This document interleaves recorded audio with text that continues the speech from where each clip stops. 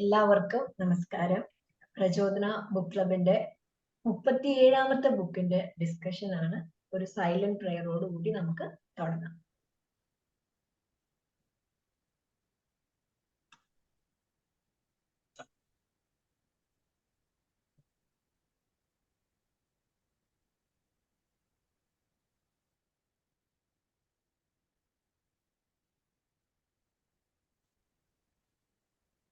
പ്രചോദന book club 37ാമത്തെ book life is what you make it. Prachodana തുടങ്ങിയ കാലം മുതൽ പറയുന്ന ഒരു ഇക്വേഷൻ ഉണ്ട്, event plus response equal to outcome എന്നുള്ളത്. അതിനോട് ചേർന്ന് നിൽക്കുന്ന നമ്മുടെ ലൈഫിന്റെ ഫുൾഫിൽമെന്റ് നമ്മൾ എങ്ങനെ കണ്ടെത്തണം, അതിന്റെ റെസ്പോൺസിബിലിറ്റി നമ്മുടെയാണ്. Life is what you make it എന്ന ഒരു കൺസെപ്റ്റ് സ്വന്തം ജീവിതത്തിൽ നിന്ന് നേടിയെടുത്ത വിസ്ഡം നമ്മളുമായിട്ട് സ്വന്തമായിട്ടുള്ള ഒരു ശൈലിയിൽ ഷെയർ ചെയ്തിരിക്കുന്നു. നമ്മൾ ഇതിനു മുമ്പ് ഡിസ്കസ് ചെയ്തതുപോലെ നമ്മൾ ഇതുവരെയും വായിച്ചിട്ടുള്ള ഒരുപാട് ബുക്കിന്റെ ഒരു അബ്സ്ട്രാക്റ്റ്, ഒരു റിമൈൻഡർ ആയിട്ട് നമ്മൾക്ക് ഈ ബുക്ക് ഒരു 15 പോയിന്റ്സ് കൃത്യമായിട്ട് ഓരോ ദിവസം ആഴ്ചയിൽ ഒരിക്കലെങ്കിലും നമുക്ക് ഒന്നുകൂടെ ഒന്ന് അതിലൂടെ കടന്നു പോകാൻ എല്ലാവർക്കും സാധിക്കട്ടെ. തുടക്കത്തിൽ ഗ്രാറ്റിറ്റ്യൂഡ് പറഞ്ഞാണ് ഇത് തുടങ്ങണത് എന്നുള്ളതാണ് ഇതിന്റെ പ്രത്യേകത. ഗ്രാറ്റിറ്റ്യൂഡിൽ തുടങ്ങി ഗിവിംഗ് ബാക്കില് 12ാമത്തെ ചാപ്റ്റർ അവസാനിക്കുന്നു. നമ്മളെ തിരിച്ചറിയാം. അതായത് വാരൻ ബുഫേയുടെ മകനായിട്ടും എങ്ങനെ ആ കുട്ടികളെ വളർത്തി വാല്യൂ ബേസ്ഡ് ആയിട്ട് അമ്മയെ കുറിച്ച് പറയുന്നത്.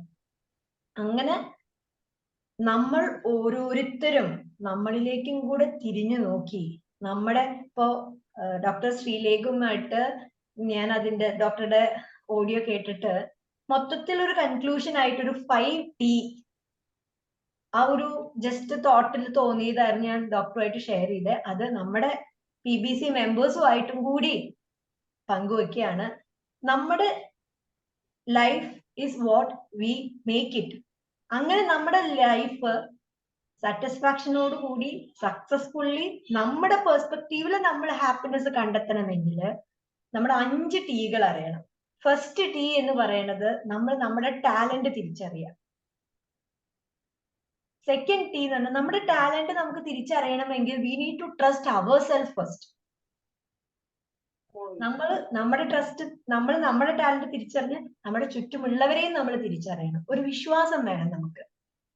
അങ്ങനെ ടാലന്റും ട്രസ്റ്റും നമുക്ക് ഡെവലപ്പ് ചെയ്ത് കഴിയുമ്പോൾ നമുക്കൊരു ടോളറൻസ് ആണ് കിട്ടുന്നത്. എനിക്ക് വിശ്വാസം ഉണ്ടെങ്കിൽ മാത്രമേ, എന്റെ കഴിവിൽ എനിക്ക് വിശ്വാസം ഉണ്ടെങ്കിൽ മാത്രമാണ് മറ്റുള്ളവർ പറയുന്നത് ഒരു ഒപ്പീനിയൻ ആണ്, അല്ലെങ്കിൽ അത് അവരുടെ പെർസ്പെക്റ്റീവ് ആണ്, അല്ല ഞാനത് വിശകലനം ചെയ്യേണ്ട കാര്യമുണ്ടോ എന്ന് ചിന്തിച്ചു നോക്കിയിട്ട് നമ്മുടെ എല്ലാവരുടെയും ലൈഫിൽ നമുക്ക് സെറ്റ് ബാക്സ് വരും. പക്ഷെ ഫ്രം അവർ എക്സ്പീരിയൻസ് നമ്മളൊരു ടോളറൻസ് ഡെവലപ്പ് ചെയ്യണം. അങ്ങനെ ടോളറൻസ് ഡെവലപ്പ് ചെയ്ത് നമ്മളിൽ ഒരു ട്രസ്റ്റ് ഡെവലപ്പ് ചെയ്ത് നമ്മുടെ ടാലന്റ് തിരിച്ചറിഞ്ഞ് നമ്മൾക്ക് നമ്മുടെ ടെമ്പറമെന്റ് എന്ന് പറയുന്ന നമ്മുടെ മനോഭാവം ഒരു മോഡറേഷൻ ലെവലിൽ റെഗുലേറ്റ് ചെയ്ത് ഇമോഷൻസിനെ നിലനിർത്തി കൊണ്ടുപോകാൻ സാധിക്കും. അങ്ങനെ നിലനിർത്തി കൊണ്ടുപോകാൻ സാധിക്കുമ്പോൾ we can be a part of a team. That is a 5th T. Talent, trust, tolerance, temperament. ഈ ടെമ്പറമെന്റും ടോളറൻസും ട്രസ്റ്റും ടാലന്റും ഉള്ള നമ്മൾ we can easily be a part of a team. അങ്ങനെ നമ്മൾ ഒരു ടീമിന്റെ ഭാഗമാകുമ്പോൾ നമുക്ക് കിട്ടുന്ന ഔട്ട്കം ആണ് നമ്മുടെ സാറ്റിസ്ഫാക്ഷൻ. അപ്പോ ഈ ഒരു 5T എളുപ്പത്തിൽ നിങ്ങൾക്ക് ഓരോരുത്തർക്കും ഓർത്തെടുക്കാനും നമ്മളെ തിരിച്ചറിയാനും നമ്മുടെ ചുറ്റുമുള്ളവരെ തിരിച്ചറിയാനും ഇതൊരു റിമൈൻഡർ ആവട്ടെ എന്ന് പറഞ്ഞുകൊണ്ട് ഡോക്ടർ ശ്രീലേഖയിലേക്ക് നമ്മുടെ ആദ്യത്തെ ചാപ്റ്ററും ബാക്കിയുള്ളവരുടെ ഓഡിയോ കേട്ടതിൽ നിന്നും ഡോക്ടറുടെ ഇൻസൈറ്റ് ഫ്രം പേഴ്സണൽ എക്സ്പീരിയൻസ് നമുക്ക് കേൾക്കാം. Over to you doctor. Thank you. നമ്മള് നേരത്തെ പറഞ്ഞ പോലെ നമ്മള് പ്രചോദന ബുക്ക് ക്ലബിൽ വായിച്ചിരുന്ന എല്ലാ ബുക്സുകളുടെയും ഒരു ചുരുക്കം പോലെയാണ് ഇത് വായിച്ചപ്പോഴും ഇത് കേട്ടപ്പോഴും തോന്നിയത്. നമ്മള് ഒരു ചൊല്ലുണ്ടല്ലോ, നമ്മള് ചീട്ടുകളിനെ കുറിച്ചിട്ട് പറയും, ഒരു നല്ല കൈ കിട്ടുന്നതിലല്ല, കിട്ടിയ കൈ നന്നായി കളിക്കുന്നതിലാണ് കാര്യം എന്നുള്ളത്. അതൊരു കോട്ട് കേട്ടിട്ടുണ്ട്. അതുപോലെ തന്നെയാണ് ഇതിൽ പറയുന്നത്. നമുക്ക് കിട്ടിയിട്ടുള്ള കഴിവുകൾ നമുക്ക് എന്ത്, നമ്മൾ എവിടെ ജനിച്ചു അല്ലെങ്കിൽ നമുക്ക് എന്തൊക്കെ ഉണ്ടെന്ന് നമുക്ക് ചൂസ് ചെയ്യാൻ പറ്റില്ല. പക്ഷെ നമ്മളിലുള്ള കഴിവുകൾ നമുക്ക് എങ്ങനെ വളർത്തി വലുതാക്കി കൊണ്ടുവരാൻ പറ്റും. അതിപ്പോ ഡോക്ടർ പറഞ്ഞ പോലെ നമ്മളിലുള്ള ടാലന്റ് ആദ്യം തിരിച്ചറിയുക എന്നുള്ളത് ഒരു വലിയ കാര്യമാണ്. അതിനെ എങ്ങനെയൊക്കെ മോഡിഫൈ ചെയ്ത് കൊണ്ടുവരാൻ പറ്റും. പിന്നെ അത് ഈ പറഞ്ഞ പോലെ അതിനുള്ള ഒരു എൻവയൺമെന്റ് വളരെയായിട്ട് ഇൻഫ്ലുവൻസ് ചെയ്യുന്നുണ്ട്. അപ്പം രണ്ട് കാര്യമാണ്, നമ്മൾ ആസ് എ പേഴ്സൺ ഡെവലപ്പ് ചെയ്യണേനും നമ്മുടെ കുട്ടികൾ ഒരു പാരന്റിങ്ങും നമ്മുടെ കുട്ടികളെ നമ്മൾ എങ്ങനെ വളർത്തണം എന്നുള്ള ഒരു ഇൻസൈറ്റും ഇതിന്ന് കിട്ടുന്നുണ്ട്. അപ്പൊ ആസ് എ പേഴ്സൺ എങ്ങനെ ഒരു ബെറ്റർ പേഴ്സൺ ആവാൻ പറ്റും, അത് എന്നിട്ട് എങ്ങനെ ഒരു ബെറ്റർ സൊസൈറ്റി ആക്കാൻ പറ്റും. നമ്മള് മറ്റേ കുഞ്ഞുണ്ണി മാഷിന്റെ സൂത്രം പറയാറില്ലേ, ഡോക്ടർ തന്നെ ചില ക്ലാസ്സിൽ പറയാറുണ്ട്. അതായത് നമ്മൾ ഈ ലോകം നന്നാക്കാൻ ആദ്യം ചെയ്യേണ്ടത് നമ്മൾ സ്വയം നന്നാവുക. അപ്പൊ automatically the world will change. ആ ഒരു തോട്ട് ശരിക്കും നല്ലൊരു സ്ട്രൈക്കിംഗ് ആയിരുന്നു. തീർച്ചയായിട്ടും വായിച്ചിരിക്കേണ്ട ഒരു ബുക്ക് തന്നെയാണ്. ശരിക്കും പറഞ്ഞാൽ നമ്മൾ ആ സക്സസിനെ ഡിഫൈൻ ചെയ്യണം. നമ്മളിപ്പോ വേറൊരു വ്യക്തി ഇത് പറഞ്ഞെങ്കിൽ ഒരിക്കലും നമുക്കിത് അക്സെപ്റ്റബിൾ ആവില്ല. പക്ഷെ വാറൻ ബഫറ്റിന്റെ മോൻ എന്ന് പറയുമ്പോഴത്തേക്കും നമ്മൾ പറഞ്ഞ സ്വർണ്ണക്കാരന്റെ ആയിട്ട് ജനിച്ച ഒരു വ്യക്തി ഇതുപോലെ അവർക്ക് പറയാനും പ്രവർത്തിക്കാനും അവർ ജീവിച്ച് കാണിക്കുമ്പോൾ ശരിക്കും ട്രൂലി ഇൻസ്പയറിംഗ് ആണ്. നല്ലൊരു റീഡബിൾ ബുക്കാണ്. നല്ലൊരു എക്സ്പീരിയൻസ് ആയിരുന്നു. Thank you. Thank you doctor. ഇതില് ഡോക്ടർ ശ്രീലേഖയ്ക്ക് ഏറ്റവും സ്ട്രൈക്കിംഗ് ആയിട്ട് തോന്നിയിട്ടുള്ള ഒരു പോയിന്റ് എന്തായിരുന്നു? ഒരു പുതിയൊരു ഇൻസൈറ്റ് അതിൽ കിട്ടി എന്നുള്ളത്. എനിക്കത് തോന്നിയത് ശരിക്കും ടോളറൻസ് ലെവൽ തന്നെയാണ്. ആ ടോളറൻസ് ശരിക്കും പറഞ്ഞാല് നമ്മള് ഇപ്പൊ പീറ്റർ ബഫറ്റിന്റെ അമ്മ പഠിപ്പിച്ചു കൊടുത്തത് വെച്ചാൽ റിലീജിയൻസിന്റെ ടോളറൻസ് അവർ പറയുന്നുണ്ട്. അവരാ ചർച്ചുകളിൽ കൊണ്ടുപോവുകയോ മറ്റുള്ള ഇപ്പൊ മതങ്ങള് അവരാ പറഞ്ഞൊരു വാക്കുണ്ട്, നിങ്ങളെല്ലാം അറിഞ്ഞിരിക്കണം. എന്നിട്ട് അതില് എന്താണെന്നല്ല ഈ പറയുന്നത് completely it is not completely true and it is not completely wrong. എല്ലാം എത്തുന്നത് ഒരിടത്തേക്കാണ്. നമ്മൾ ആ സ്പിരിച്വൽ ഡെവലപ്മെന്റ് ആണ് അവിടെ കാണിക്കുന്നത്. അപ്പൊ ലക്ഷ്യമാണ് പ്രധാന, മാർഗമല്ലാന്ന് ആ കുട്ടികളെ കാണിച്ചു കൊടുക്കുന്ന ഒരു ഇതാണ്. അപ്പൊ അതുപോലെ തന്നെ പറയുന്നുണ്ട്, ടോളറൻസ് ലെവൽ ഉണ്ടെങ്കിൽ നമുക്ക് കോൺഫ്ലിക്റ്റുകളെ മാനേജ് ചെയ്യാൻ എളുപ്പമായിരിക്കും. ഡൈവേഴ്സിറ്റിനെ അക്സെപ്റ്റ് ചെയ്യാൻ ആ ഒരു വാല്യൂസ് ഒക്കെ ഇൻസ്റ്റിൽ ചെയ്ത് കൊടുക്കുന്നത് എനിക്ക് ഭയങ്കര സ്ട്രൈക്കിംഗ് ആയി തോന്നി. ആസ് എ പാരന്റ് അത് ശരിക്കും ഒരു തോട്ട് പ്രൊവോക്കിംഗ് ആയിരുന്നു. Yes yes. Thank you. Now Jemy teacher. Yes, ഞാൻ കുറച്ച് നാളൊരു ഗ്യാപ്പിന് ശേഷമാണ് വീണ്ടും പ്രചോദനയിലേക്ക് തിരിച്ചു വന്നത്. നിർബന്ധമായിട്ടും വരണം എന്ന് തന്നെ വിചാരിച്ച്, ശരിക്കും ആ ടൈം എനിക്ക് തോന്നുന്നു കുറച്ചും കൂടെ ഒന്ന് എക്സ്റ്റെൻഡ് ചെയ്യാമായിരുന്നെങ്കിൽ പോലും ഞാൻ ഓർത്തു. പക്ഷെ നമ്മുടെ ആ ഒരു ഹാബിറ്റ് അങ്ങ് നിന്നത്. ഇനിയും കൂടെ നമ്മൾ നിന്നില്ല എന്നുണ്ടെങ്കിൽ ആ ഒരു വൈഡ് ഗ്യാപ്പ് ആകും, പിന്നെ അതങ്ങോട്ട് ഡിസ്കണക്റ്റഡ് ആയിട്ട് പോകാനുള്ള സാധ്യത. പിന്നെന്ന് പറയുന്നത് ഇപ്പൊ വായന നമ്മൾ വായിക്കണം എന്നൊക്കെ വിചാരിച്ചു കുറെ ബുക്കൊക്കെ വച്ചെങ്കിൽ പോലും ബുക്കുകൾ എല്ലാത്തിന്റെയും പകുതിയായിട്ട് മാറി. ഒന്നും പോലും നമുക്ക് കംപ്ലീറ്റ് ചെയ്യാൻ പറ്റിയില്ല. അപ്പൊ ഞാൻ പറഞ്ഞു ഇതിലൊക്കെ നല്ലത് തിരിച്ച് പ്രചോദനയ്ക്ക് പോവാൻ തന്നെയാണ്. എന്തായാലും പോയി, കാരണം ഒരു മാസത്തിൽ ആ ടാർഗറ്റ് നമ്മൾ കംപ്ലീറ്റ് ആക്കുമല്ലോ എങ്ങനെയെങ്കിലും നമ്മള് വോയിസ് കൂട്ടി. അപ്പൊ എനിവേ താങ്ക്സ് എ ലോട്ട് അത് പറയുവാണ്. ആദ്യം തന്നെ ബുക്ക് ഷെയറിങ്ങിന് മാം പറഞ്ഞപ്പോ തന്നെ ഞാൻ ചാടി പിടിച്ചിട്ടതും ആ ഒരു ട്രാക്കിലേക്ക് ഫസ്റ്റ് തന്നെ വീഴണം എന്നാൽ തന്നെയാണ് നമ്മളത്. അപ്പോ എന്തായാലും ഞാൻ സോ ഹാപ്പി. ഈ പറഞ്ഞ പോലെ നമ്മൾ നേരത്തെ പറഞ്ഞ പോലെ നമ്മുടെ ബുക്ക് നമ്മളൊരു അമാൽഗമേഷൻ ആണ്. സെൽഫ് ഹെൽപ്പ് ബുക്സ് നമ്മൾ അതാണ് നമ്മൾ കുറെ കേൾക്കുമ്പോൾ അതിന്റെ ഒക്കെ തന്നെയാണെങ്കിൽ പോലും എനിക്ക് ഇപ്പോഴത്തെ ഒരു കാലഘട്ടത്തിൽ നമ്മൾ ഒരു ടീച്ചിങ്ങും കൂടി ആയതുകൊണ്ട് കുട്ടികൾക്ക് കിട്ടുന്ന ഒരുപാട് കൊടുക്കാൻ പറ്റിയ ഒരുപാട് മെസ്സേജസ് ഈ ലാസ്റ്റ് എൻഡിലൊക്കെ ആയപ്പോൾ പ്രത്യേകിച്ച് തോന്നിയായിരുന്നു. കാരണം ഈ ഹയർ സെക്കൻഡറി പിള്ളേരൊക്കെ മിക്കവാറും ഈ ഗോൾ സെറ്റിംഗ് എന്നുള്ള ഒരു കാറ്റഗറി തന്നെ നമ്മൾ അവർക്ക് കൊടുക്കാറുണ്ട്. പക്ഷെ പല കുട്ടികൾക്കും പ്രത്യേകിച്ചൊരു ഗോളില്ല. ഇനി ഗോൾ ഉണ്ടെങ്കിൽ തന്നെ അവർ വരുന്നത് തന്നെ ഇന്ന പെർട്ടിക്കുലർ ഗോൾ അവരിലേക്ക്, അത് വളരെ കൃത്യമാണ് അത് പറയുന്നത്. പേരൻസ് ഇൻസ്റ്റിൽ ചെയ്യുന്നുണ്ട്. നമ്മളിപ്പോ പറയും നമ്മൾ ചെയ്യണില്ല എന്നുണ്ടെങ്കിൽ പോലും ഇത് ഇന്ന് കാലഘട്ടത്തിൽ നടക്കുന്ന കാര്യമാണ്. You are born to be like that, അങ്ങനെ വന്നിരിക്കണം. അപ്പൊ എന്നോട് പല കുട്ടികളും പറയാറുണ്ട് അവരിപ്പോ കേഡാറ്റ് ആപ്റ്റിറ്റ്യൂഡ് ടെസ്റ്റുകളൊക്കെ ഉണ്ട് ഇപ്പൊ നമുക്ക് കരിയർ ഗൈഡൻസിന്റെ ഒക്കെ. അപ്പൊ അറിയാലോ മാമിന്. അപ്പൊ പക്ഷെ ആ ആപ്റ്റിറ്റ്യൂഡ് ടെസ്റ്റ് കഴിഞ്ഞിട്ടും എനിക്ക് എന്റെ ഒരു ഫ്യൂച്ചർ എന്ന് പറയുന്നത് ലോയറിലാണ് ഇരിക്കണേ മാം. അപ്പൊ why don't you choose that എന്ന് ചോദിച്ചാൽ പറയും പക്ഷെ എനിക്ക് പറ്റില്ല. അമ്മ പറയുന്നത് ഏതെങ്കിലും ഒരു സയൻസ് ഹെൽത്ത് വൈസ് ആയിട്ടുള്ള അല്ലെങ്കിൽ പാരാമെഡിക്കൽ പോകണം. ഇനി MBBS പറ്റിയില്ലാന്നുണ്ടെങ്കിൽ പാരാമെഡിക്കലിലേക്കോ അല്ലെങ്കിൽ അങ്ങനെ. കാരണം ബെറ്റർ ആയിട്ട് ഫ്യൂച്ചർ കൺസ്ട്രക്ട് ചെയ്യാനായിട്ട് അങ്ങനെയൊക്കെ പോകണം. അത് അപ്പൊ എന്റെ അവിടെ നിൽക്കുന്നത് പാഷൻ ഇല്ല, ആപ്റ്റിറ്റ്യൂഡ് ഇല്ല, വേറെ ഇഷ്ടമില്ലാത്തൊരു സ്ഥലത്തേക്ക് പോവുകയാണ് കുട്ടികൾ. അപ്പൊ അത് അവർക്ക് സ്ട്രെസ് ഉണ്ട്. അവരെന്തിനൊക്കെയോ വേണ്ടി അവർക്ക് ഇഷ്ടമില്ലാത്ത ഇതെടുക്കുന്നു. അപ്പൊ എനിക്ക് തോന്നുന്നു ഇതൊക്കെ കൊണ്ടായിരിക്കാം ഇന്നത്തെ കാലത്ത് ഇപ്പൊ 10th പ്ലസ് കഴിഞ്ഞ കുട്ടികൾക്ക് ഇപ്പൊ തന്നെ നമ്മൾ അവരുടെ ഫോക്കസ് കൊടുക്കാനായിട്ട് വെക്കേഷനിൽ അവർക്ക് ട്രെയിനിങ് കൊടുക്കുന്നുണ്ട്. ഏത് കോഴ്സാണ് അവരുടെ ആപ്റ്റിറ്റ്യൂഡ് അനുസരിച്ച് അല്ലെങ്കിൽ അവരുടെ ഗോൾ സെറ്റ് ചെയ്യണം ഇപ്പൊ തന്നെ. അതനുസരിച്ച് ഇതിന് വരുന്ന ഈ ഒരു കോഴ്സ് എടുത്താൽ അല്ലെങ്കിൽ നിങ്ങൾ എടുക്കുന്ന പ്രൊഫഷൻ എന്നതാണെങ്കിൽ അതിൽ വരുന്ന സ്ട്രെസ് കൂടി നമ്മൾ പറഞ്ഞു കൊടുക്കുന്നുണ്ട്. കാരണം അത്രയ്ക്ക്. അപ്പൊ ഇതൊക്കെ എനിക്ക് മനസ്സിലായത് ഇതൊക്കെ ഈ ഒരു വായനയിൽ നിന്ന് ആരൊക്കെയോ ഈ ബുക്കുകളൊക്കെ വായിച്ച് അല്ലെങ്കിൽ സെൽഫ് ഹെൽപ്പ് ബുക്സ് വായിച്ച് അതിൽ നിന്ന് നമ്മൾ മുകളിലിരിക്കുന്ന ആളുകൾക്ക് തോന്നുന്ന കാര്യങ്ങളാണല്ലോ. അപ്പൊ ഡെഫിനറ്റ്ലി സൊസൈറ്റിയിൽ ഒരു ഡ്രാസ്റ്റിക് ചേഞ്ച് വരുത്താൻ ഈ വായനകൾക്ക് ഇന്ന് നമുക്കാണെങ്കിൽ ഇതിനു മുൻപ് വായിച്ചവർക്ക് സാധിച്ചിട്ടുണ്ട്. പിന്നെ അതോടൊപ്പം തന്നെ എനിക്ക് ഈ പ്ലാൻ ABCയുടെ കാര്യങ്ങളൊക്കെ ഈ ഫ്യൂച്ചറിൽ പറഞ്ഞത് എനിക്കത് വളരെ ശരിക്കും കുട്ടികൾ എന്ന് വേണം. ഇന്ന് നമ്മുടെ സൊസൈറ്റിയിൽ പല കുട്ടികളും ഡിപ്രഷൻ എന്ന് പറയുന്ന ഒരു സംഭവം ഉള്ള ഒരു കാലഘട്ടമാണ്.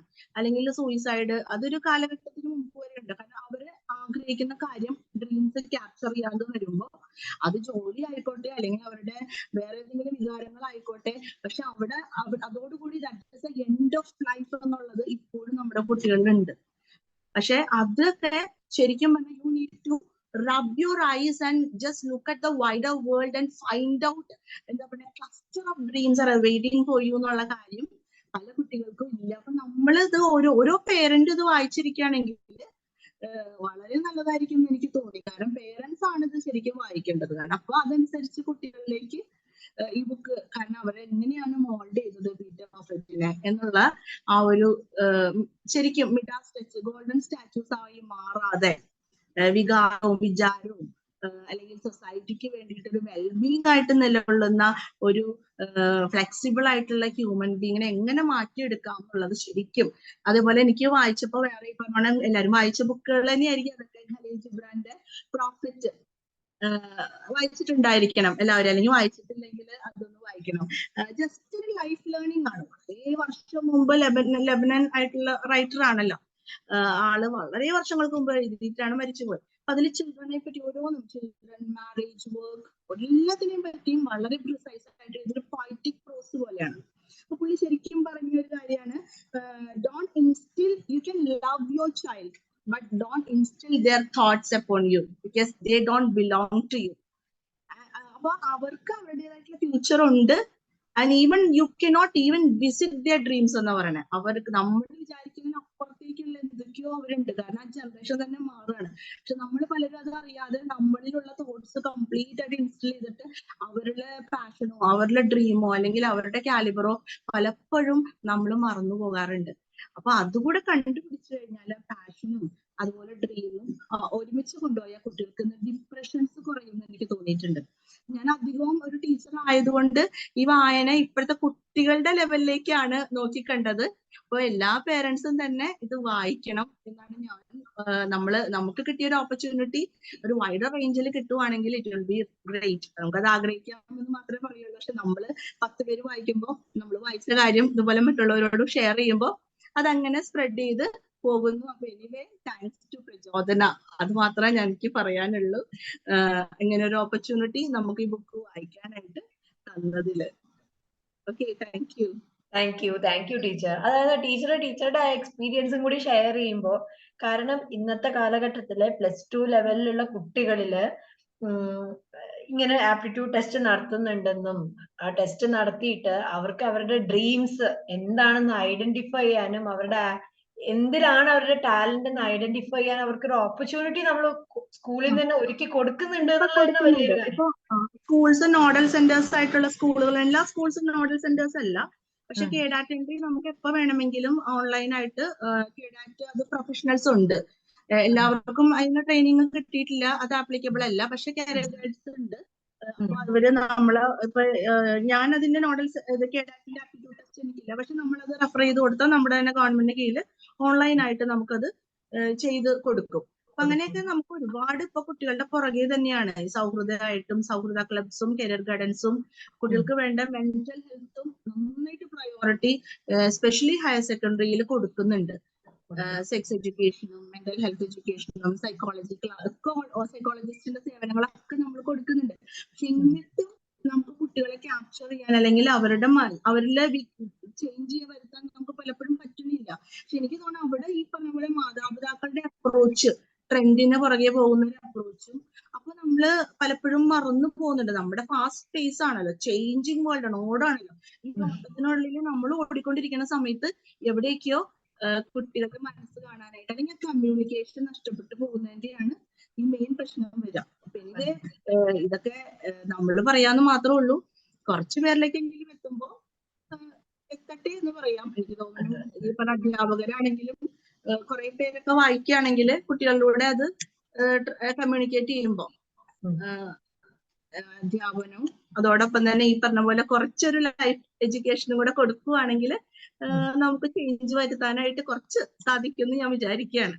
അതെ, ആ ടോളറൻസും ടെമ്പർമെന്റും നമുക്കൊന്ന് മോഡുലേറ്റ് ചെയ്തെടുക്കാൻ പറ്റും. അത് ഏർലി ദ ബെസ്റ്റ് ആവുമ്പോ ഒരു ഹയർ സെക്കൻഡറിയിലേക്കൊക്കെ വരുന്നതിന് മുമ്പായിട്ട് തന്നെ നമുക്കത് ഇൻകൾക്കേറ്റ് ചെയ്യാൻ പറ്റുകയാണെന്നുണ്ടെങ്കിൽ അവർക്ക് ബെറ്റർ അഡാപ്റ്റേഷൻ കിട്ടും. കാരണം എന്ന് വെച്ച് കഴിഞ്ഞാല് 2020 ഒരു WHO പഠനത്തിൽ പറയുന്നുണ്ട് 10-ൽ 7 പേർക്ക് ഇന്ത്യയില് സ്ട്രെസ് ഉണ്ടെന്ന്, വർക്കിംഗ് കമ്മ്യൂണിറ്റിയില്. അത് എന്തുകൊണ്ടാണെന്ന് വെച്ച് കഴിഞ്ഞാല് അവര് ചിലപ്പോ അവർക്ക് ആപ്റ്റിറ്റ്യൂഡ് ഉള്ള ഒരു മേഖല തിരഞ്ഞെടുക്കാത്തതുകൊണ്ടാണ്. അതുപോലെ തന്നെ കഴിഞ്ഞ ദിവസം കണ്ട ഒരു വാർത്ത എന്ന് പറഞ്ഞാല് ഏർലി റിട്ടയർമെന്റ് പ്ലാൻ ചെയ്യുന്നുണ്ട് ഇപ്പോഴത്തെ ജനറേഷൻ.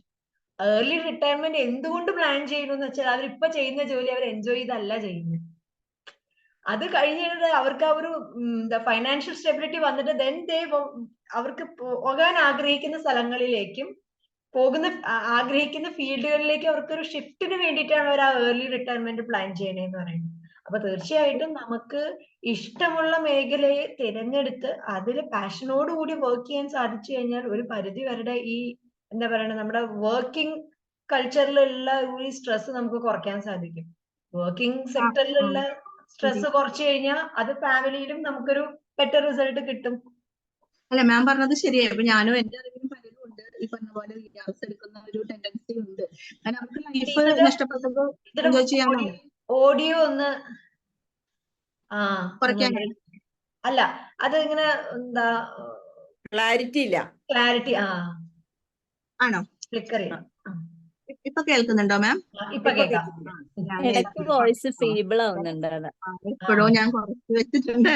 ഞാനിതുപോലെ ഞാനിപ്പോ നമ്മളുടെ കൂടെ കൊളീഗ്സ് കുറെ പേരിലൊക്കെ നമ്മൾ ഇതുപോലെ VRS എടുക്കാനുള്ള ടെൻഡൻസി പൊതുവെ കാണുന്നുണ്ട്. അത് വർക്കഹോളിക് എന്ന് പറയുന്ന പോലെ സ്ട്രെസ്ഡ് ആയി പോണോണ്ട്. അപ്പോഴും ഞാനിപ്പോ പിള്ളേരോട് അതുകൊണ്ട് ഞാൻ പറയാറുണ്ട്, ഈ പാഷനും കൂടെ കണ്ടുപിടിക്കണം. പ്രൊഫഷൻ കം പാഷൻ, അത് കണ്ടുപിടിച്ചിരിക്കണം. അപ്പൊ സ്കൂൾ ക്ലാസ്സിലൊക്കെ ഞാൻ പിള്ളേരോട് ആദ്യം തന്നെ ചോദിക്കുക വാട്ട്സ് യുവർ പാഷൻ, അല്ലെങ്കിൽ ആ ഒരു interest, field of interest. Profession അല്ലാട്ടോ ചോദിച്ചെന്ന് പറയും.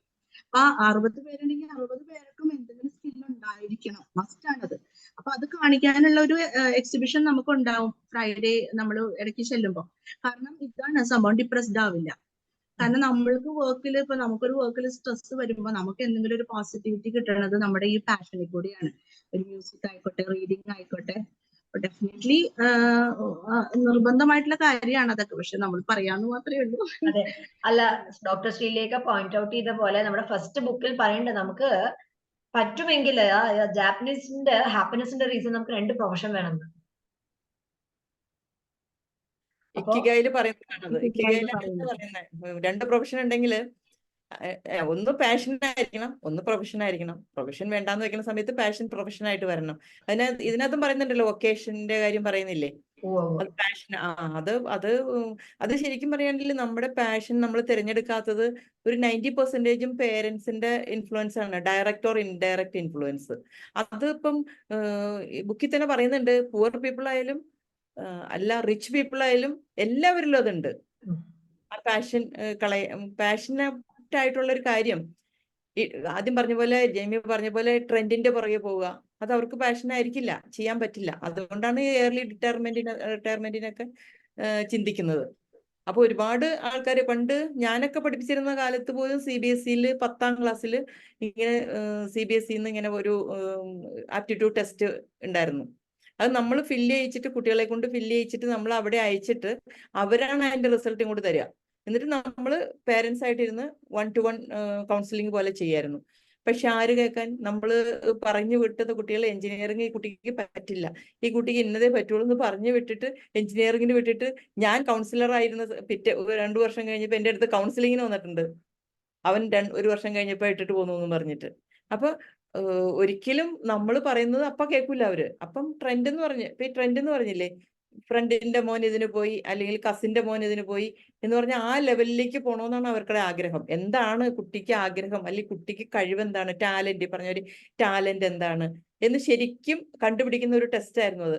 കാരണം വെച്ചാൽ ഞങ്ങൾ എപ്പോഴും അതിന്റെ കൂടെ നിന്നിട്ട് ഓരോ ക്വസ്റ്റ്യനും വായിച്ചു കൊടുത്തിട്ട് നിങ്ങളുടെ ഇഷ്ടമല്ല അതിനകത്ത്, നിങ്ങളുടെ ആദ്യം തോന്നുന്ന ആൻസറിൽ ടിക്ക് ചെയ്യുന്നതുകൊണ്ട് ഒരൊറ്റ സെക്കൻഡ്, ഒരു മിനിറ്റൊക്കെ ആയിരുന്നു കൊടുക്കുള്ളൂ.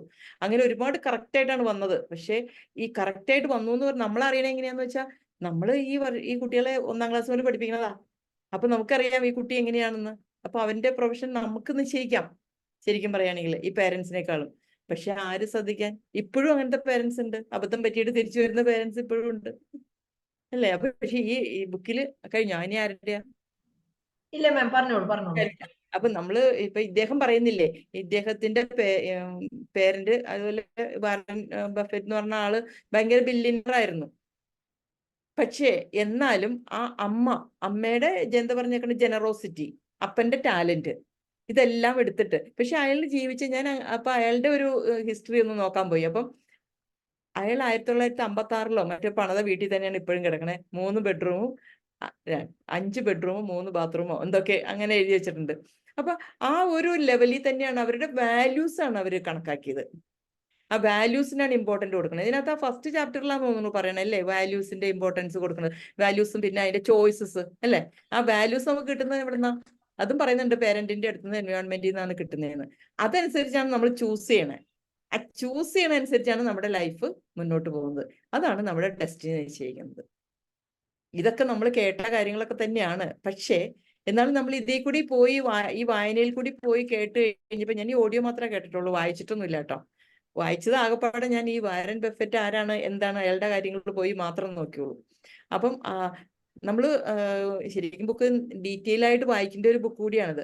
എനിക്ക് തോന്നുന്നു ഇതൊരു അഡൾട്ട് ആയിട്ടുള്ള പേരൻസ് എന്ന് വെച്ചാൽ ഒരു ലേറ്റർ അഡൾട്ട് അല്ലെ, കുഞ്ഞു കുട്ടികളുള്ള അവര് വായിക്കേണ്ട ഒരു ബുക്കാണ്.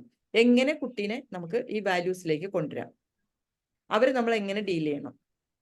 ശരിക്കും ആ എറിക് എറിക്സന്റെ ആ 8 സ്റ്റേജസ് ഒക്കെ തന്നെ ഇതിനകത്ത് പലപ്പോഴും പലയിടത്തും വരണുണ്ട്, കയറി വരണുണ്ട്. അപ്പൊ ആ ഒരു ഏജ് ഗ്രൂപ്പിലുള്ളവർ വായിച്ചാലാണ് ഇതിന് കൂടുതൽ പ്രയോജനം കിട്ടുക. ഒരു അഡൾട്ട് ആയിട്ടുള്ള കുട്ടീനെ നമുക്ക് മാറ്റുന്നതിനേക്കാൾ കൂടുതൽ കുഞ്ഞു കുട്ടികളെ മാറ്റമല്ലോ. ഇനി നമുക്ക് പേരന്റിങ്ങിൽ ഒരു ഇമ്പോർട്ടൻസ് കൊടുക്കേണ്ട ബുക്ക് ഇതല്ലേ.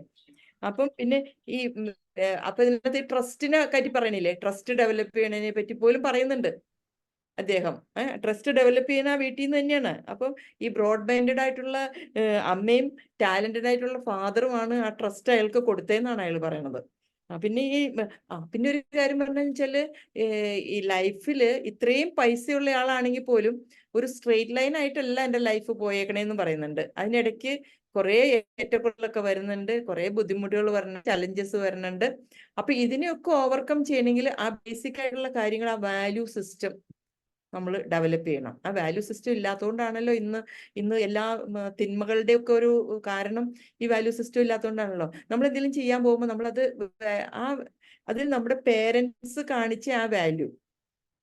ഇപ്പൊ ഉഷ എപ്പോഴും പറയും, നിങ്ങളുടെ പേരൻസിൽ നിങ്ങൾ എന്താണ് ഇഷ്ടപ്പെടുന്നത്, അല്ലെങ്കിൽ നിങ്ങൾ ഒരാളെ കാണുമ്പോൾ ആ ആളുടെ എന്ത് ക്വാളിറ്റിയാണ് നിങ്ങൾ ഇഷ്ടപ്പെട്ട് ഇൻകൾക്കേറ്റ് ചെയ്യാനായിട്ട് തോന്നുന്നതെന്ന്. ശരിക്കും പറയുകയാണെങ്കിൽ നമ്മൾ പേരൻസിന്റെ ആണ് ആദ്യം നമ്മൾ മനസ്സിൽ വരിക. എന്തെങ്കിലും ഒരു പ്രതിസന്ധി വരുമ്പോഴാണെങ്കിലും എൻ്റെ പേരന്റ് എങ്ങനെ ഇത് ചെയ്തു എന്നുള്ളത് ഡയറക്റ്റ് ആയിട്ടല്ല, ഇൻഡയറക്റ്റ് ആയിട്ട് നമ്മുടെ മനസ്സിൽ കയറിയിട്ടുണ്ട്. അത് നമ്മുടെ മനസ്സിൽ തീർച്ചയായിട്ടും വരും. ആ വരുന്നത് നമ്മള് ആ വാല്യൂസ് നമുക്ക് കിട്ടുന്ന ചെറുപ്പത്തിലാണ്. ഇപ്പൊ ഞാൻ എന്റെ ഇവിടെ തന്നെ പറയാം, എന്റെ കാര്യം തന്നെ പറയുകയാണെങ്കിൽ, ഞാൻ എവിടെന്നെങ്കിലും ഒക്കെ എന്തെങ്കിലും കൊണ്ടുവന്നാല് അല്ലെങ്കിൽ എവിടെന്നെങ്കിലും ആരെങ്കിലും തന്നാല് ഞാൻ അതിങ്ങനെ ഡിസ്ട്രിബ്യൂട്ട് ചെയ്യും. അപ്പൊ എന്റെ ഇവിടെ വന്ന് നിൽക്കുന്ന ഹോം നേഴ്സ് ഷീല പറയും, ഹോം നേഴ്സ് ഇവിടെ ഉണ്ട്, വാലടച്ചൊക്കെ കണ്ടോ, പറയും ടീച്ചർ ഇവിടെ കൊണ്ടുവരുമ്പോഴേക്കും എല്ലാവർക്കും വീതം വെച്ച് കൊടുക്കും. ഈ മാമ്പഴമൊക്കെ ഇങ്ങനെ വീതം വെച്ച് കൊടുക്കേണ്ട കാര്യമില്ല, അത് പൾപ്പാക്കിയിട്ട് ഫ്രീസറിൽ വെച്ചാൽ പിന്നെ കുറെ കാലം കഴിഞ്ഞിട്ട് കുറച്ച് കഴിഞ്ഞിട്ട് കുടിക്കാന്നൊക്കെ പറയും. പക്ഷെ ഞാൻ എൻ്റെ അടുത്ത് കിട്ടുമ്പോൾ മാമ്പഴമൊക്കെ കിട്ടുമ്പോൾ എല്ലാവർക്കും കൊടുക്കും. അത് ഫ്രീസറിൽ വെച്ച് ഫ്രീസ് ചെയ്ത് തിന്നേണ്ട കാര്യമൊന്നും ഞാൻ ആലോചിക്കാറില്ല. കാരണം എൻ്റെ അമ്മ അങ്ങനെയാണ് ചെയ്തുകൊണ്ടിരുന്നത്. അപ്പൊ അത് വ്യത്യാസമുണ്ട് കേട്ടോ. അന്നത്തെ കാലത്ത് ഇഷ്ടം പോലെ മാമ്പഴവും സാധനങ്ങളും വീട്ടിലുണ്ടായിരുന്നു. ഇന്ന് എനിക്ക് അങ്ങനെ വീട്ടിലൊന്നും ഉണ്ടാവണില്ലല്ലോ, അധികം കിട്ടുന്നതൊക്കെ ആയിരിക്കും എവിടെന്നെങ്കിലും. പക്ഷെ എന്നാലും ആ വാല്യൂ നമ്മുടെ മനസ്സിൽ എപ്പോഴും പതിഞ്ഞു കിടക്കും. ഞാൻ ഒരു എക്സാമ്പിൾ ആയിട്ട് പറഞ്ഞു എന്ന് മാത്രമേ ഉള്ളൂ. അപ്പൊ നമ്മൾ എനിക്ക് എപ്പോഴും ഇത് വായിച്ചപ്പോൾ തോന്നിയത്, അഡൾട്ട് ആയിട്ടുള്ള പേരൻസ്, ആ കൊച്ചു കുട്ടികളുള്ളവര്, ജെയ്മി ടീച്ചറിനെ പോലെയും ഡോക്ടർ സില്ലേക്കെ പോലെയും ഉള്ളവരൊക്കെ ഇത് വായിച്ചു കഴിഞ്ഞാൽ കുഞ്ഞുങ്ങൾ വളരെ നല്ല രീതിയിൽ വളരുമെന്നാണ് എനിക്ക് തോന്നിയിട്ടുള്ളത്. പിന്നെ അതാണ് നമ്മുടെ ഡെസ്റ്റിനി നിശ്ചയിക്കണേന്ന് പറഞ്ഞിട്ടുണ്ട്, ലിവിങ് ദ ലൈഫ് ഫുള്ളസ്റ്റ്. അത് ഫുള്ളസ്റ്റ് ആയിട്ട് ജീവിക്കണോ അതോ വേണ്ടയോ എന്ന് തീരുമാനിക്കുന്നത് നമ്മൾ തന്നെയാണ്. നമ്മളുടെ ലൈഫ് നിശ്ചയിക്കുന്നത് നമ്മൾ തന്നെയാണെന്നാണ് ഈ ബുക്കിൽ പറഞ്ഞു വെക്കുന്നത്. അത് മനോഹരമായ രീതിയിൽ, വളരെ എന്താ പറയാ, വായിക്കാൻ നല്ല രസകരമായ രീതിയിലാണ് ഈ ബുക്ക് എഴുതിയിരിക്കുന്നത്. അത് വായിച്ചപ്പോൾ ഭയങ്കര സന്തോഷം തോന്നി. എല്ലാവരുടെയും ഓഡിയോ കേട്ടപ്പോഴും ഭയങ്കരമായിട്ട് സന്തോഷം തോന്നി. എല്ലാവരും നന്നായിട്ട് ഓഡിയോ ചെയ്തിട്ടുണ്ട് കേട്ടോ അതിനകത്ത്. അപ്പൊ അത് കേട്ടപ്പോൾ ഭയങ്കരമായിട്ട് സന്തോഷം തോന്നി. Thank you. ഇനി നിങ്ങളൊക്കെ വായിച്ച് കേട്ടതും ഓഡിയോ കേട്ടിട്ടുണ്ടെങ്കിൽ പറയാ. അതെ, ഒരു 2 പോയിന്റും കൂടി ആഡ് ചെയ്യാണ് ഇതില്. 2 കാര്യങ്ങൾ. അതായത് ഒന്നാമത്തെ കാര്യം എന്താണെന്ന് വെച്ച് കഴിഞ്ഞാല്, വാരൻ ബഫയുടെ മക്കളാണെങ്കിലും ആ ബിസിനസ്സിലേക്ക് തന്നെ കുട്ടികൾ വരണം എന്നുള്ള ഒരു ഷാഠ്യം ഉണ്ടായില്ല. ഒരാള് മ്യൂസീഷ്യനായി, ഒരാള് ഫാർമറായി, പിന്നെ ഒരു മോള് കല്യാണം കഴിച്ചിട്ട് ഫാമിലി ലൈഫ് ലീഡ് ചെയ്യുന്നു. ആരെയും നിർബന്ധിക്കുന്നതായിട്ടുള്ള നമ്മളവിടെ കാണുന്നില്ല. ഒന്നാമത്തെ പോയിന്റ്. രണ്ടാമത്തെ പോയിന്റ്, എന്റെ പാഷൻ മ്യൂസിക്കൽ ആണ് എന്ന് പീറ്റർ ബഫറ്റ് തിരിച്ചറിഞ്ഞു കഴിഞ്ഞപ്പോ ആദ്യം ചെയ്ത കാര്യം എന്താ? Reading about music. അപ്പോ റീഡിംഗ് ആണ് എനിക്ക് പുതിയ പെർസ്പെക്റ്റീവ് തന്ന് അതിലേക്ക് പോകാൻ സഹായിച്ചേന്നും കൂടി പറയുന്നുണ്ട്. സോ പ്രചോദന ബുക്ക് ക്ലബ് മെമ്പേഴ്സ്, നമ്മൾ ആ ഒരു റീഡിങ്ങിന്റെ പാത്ത് തീർച്ചയായിട്ടും നമ്മൾക്ക് നമ്മുടെ എന്താ പറയണേ, നമ്മൾ കൂടുതലും സെൽഫ് ഹെൽപ്പ് ബുക്ക് ആണല്ലോ എടുക്കണേ, ഓട്ടോബയോഗ്രഫി ആണല്ലോ എടുക്കണേ എന്ന് നിങ്ങൾ ആരും ചിന്തിക്കേണ്ട. ഇതിങ്ങനെ എന്താ പറയണേ, നമ്മൾ ഫൈൻ ട്യൂണിങ് നമ്മളെ തന്നെ ചെയ്തുകൊണ്ടിരിക്കുകയാണ് എന്ന സന്തോഷത്തിൽ നമുക്ക് മുന്നോട്ട് പോവാം. യെസ്, ജോജി സാറാണ് അൺമ്യൂട്ട് ചെയ്തേ. ആ ചാപ്റ്ററില് എഡ്യൂക്കേഷനെ കുറിച്ചിട്ടും പറയുന്നുണ്ടല്ലോ, ഫസ്റ്റ് ചാപ്റ്റേഴ്സിൽ. അതിൽ എഡ്യൂക്കേഷൻ എന്ന് പറയുമ്പോൾ നമ്മള് കുട്ടികളുടെ ക്യൂരിയോസിറ്റി ഉണ്ടാക്കിയെടുക്കണം എന്നാ പറയണേ, ഓരോന്ന് അറിയാൻ. അതുപോലെ തന്നെ ഒരു കാര്യത്തെ കുറിച്ച് മാത്രമല്ല, നമ്മളൊന്ന് സക്സസ്ഫുൾ ആവണമെങ്കിൽ എല്ലാത്തിനെ കുറിച്ചിട്ടും നമ്മൾ കുറേശ്ശെ എല്ലാം അറിഞ്ഞിരിക്കണം. അതിന് റീഡിങ് ഇമ്പോർട്ടന്റ് ആണെന്ന് ആ ചാപ്റ്ററിൽ പറയുന്നു.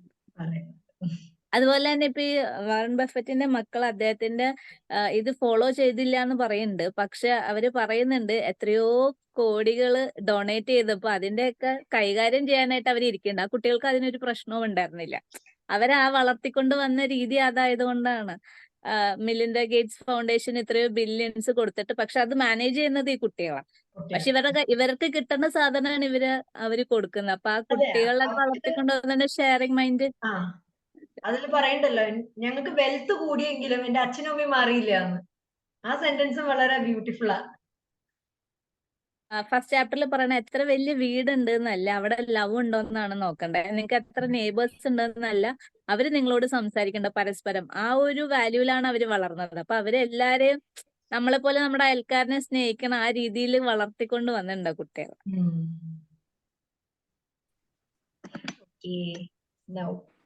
ജോജി സർ, ഞാൻ ഈ പുസ്തകം വായിച്ചില്ല, പക്ഷെ എല്ലാവരുടെയും ഓഡിയോ കേട്ടു. അപ്പൊ ആദ്യം തന്നെ ഞാൻ ഇതിന്റെ 1-2 കാര്യങ്ങളൊന്ന് പറഞ്ഞോട്ടെ. നമ്പർ 1, ഈ വാറൻ ബഫറ്റിന്റെ ഒരു വലിയ ഒരു തിയറി ഉണ്ട്. തിയറി അല്ല, പുള്ളിയുടെ ഒരു മെസ്സേജ് ആണ്. അതായത് പുള്ളി പറയുന്ന ഒന്നാമത്തെ പ്രിൻസിപ്പിൾ എന്ന് പറയുന്നത് പണം അനാവശ്യമായിട്ട് ചെലവാക്കരുത്. രണ്ടാമത്തെ പ്രിൻസിപ്പിൾ ആണ് അതിലും വലിയ പ്രിൻസിപ്പിൾ. ആദ്യത്തെ പ്രിൻസിപ്പിൾ ഒരിക്കലും മറക്കരുത്. ഇതായിരുന്നു പുള്ളിയുടെ ഒരു രീതി. നല്ല ഇൻവെസ്റ്ററും എല്ലാം ആണെങ്കിലും പൈസ അനാവശ്യമായിട്ട് ചെലവാക്കില്ല. പിന്നെ മക്കള് പാഷനില് പോയി എന്നൊക്കെ പറയുന്നു. അതിനകത്ത് രണ്ട് കാര്യങ്ങളുണ്ട്.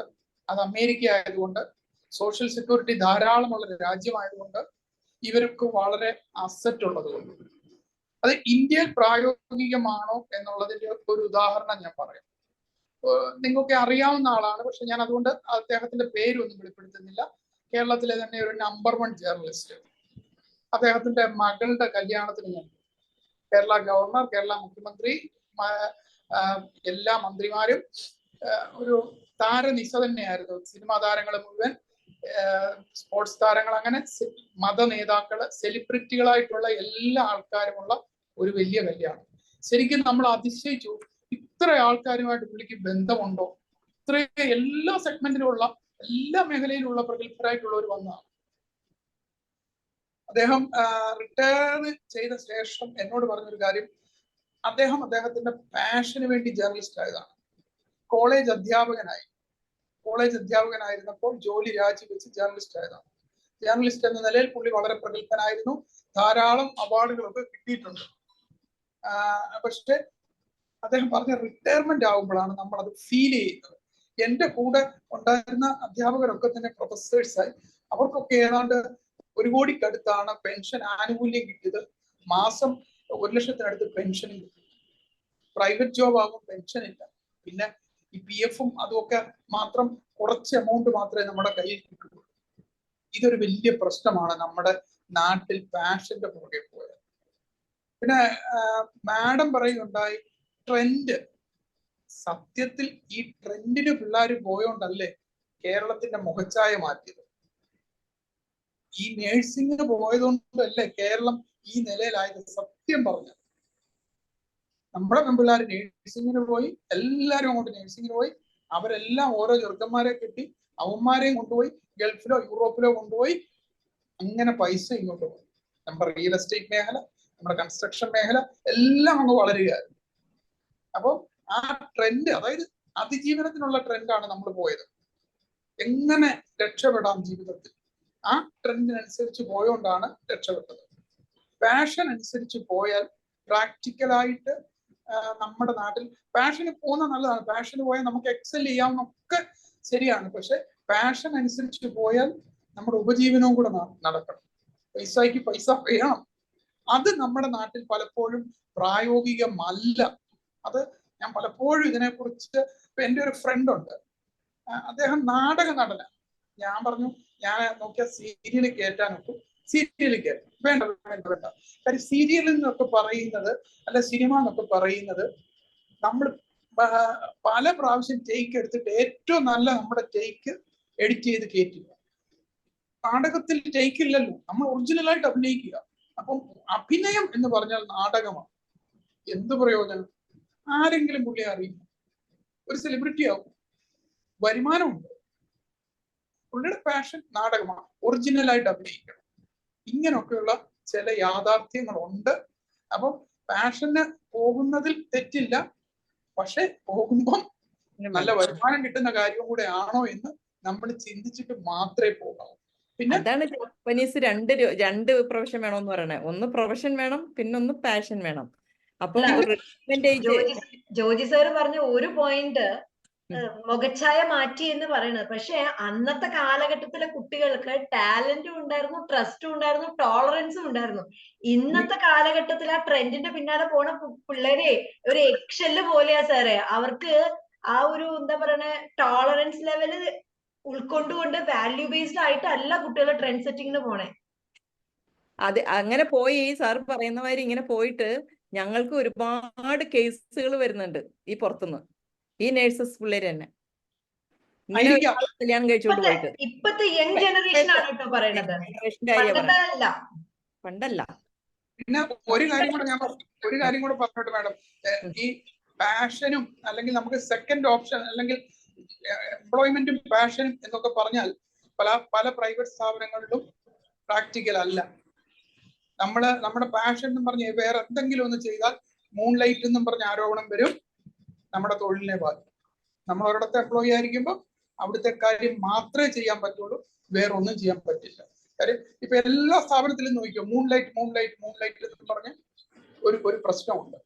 അത് ഒട്ടുമിക്ക സ്ഥാപനങ്ങളിലും ഉണ്ട്. അവന്റെ പാഷൻ ആയിരിക്കും ഒരു പക്ഷെ അവൻ ചെയ്യുന്നത്. പക്ഷെ അത് നമ്മുടെ നാട്ടിലെ പ്രൈവറ്റ് സ്ഥാപനങ്ങൾ എന്റർടൈൻ ചെയ്യില്ല. ഈവൻ ഗവൺമെന്റിൽ പോലും പ്രശ്നങ്ങൾ ഉണ്ടായിട്ടുണ്ട്.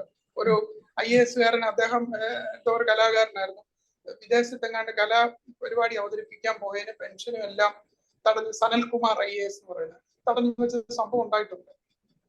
അതുകൊണ്ട് അതൊക്കെ നമ്മൾ ഇന്ത്യയിൽ വരുമ്പോൾ ഇതൊക്കെ ചിന്തിക്കണമെന്നാണ് എന്റെ വിനീതമായ അപേക്ഷ. Thank you. സാർ പറഞ്ഞ കംപ്ലീറ്റ്ലി ശരിയാണ്. പക്ഷെ ഞാൻ എന്റെ അനുഭവം പറയുകയാണെങ്കിൽ എനിക്ക് ഈ ടീച്ചിങ് പ്രൊഫഷൻ അത്ര ഇഷ്ടമുള്ള കാര്യമൊന്നും ആയിരുന്നില്ല. ഞാൻ അതിൽ വന്നു പെട്ടുപോയതാണ്. അത് കഴിഞ്ഞിട്ട് ഞാൻ ഒരു റിട്ടയർ ആവണേക്ക് മുമ്പ് 5 വർഷം മുമ്പേ ഞാൻ തീരുമാനിച്ചു ഞാൻ ഇനി ചെയ്യില്ല എന്ന്. ഞാൻ അന്ന് അത് കണ്ടിന്യൂ ചെയ്തു, ശരിയാണ്.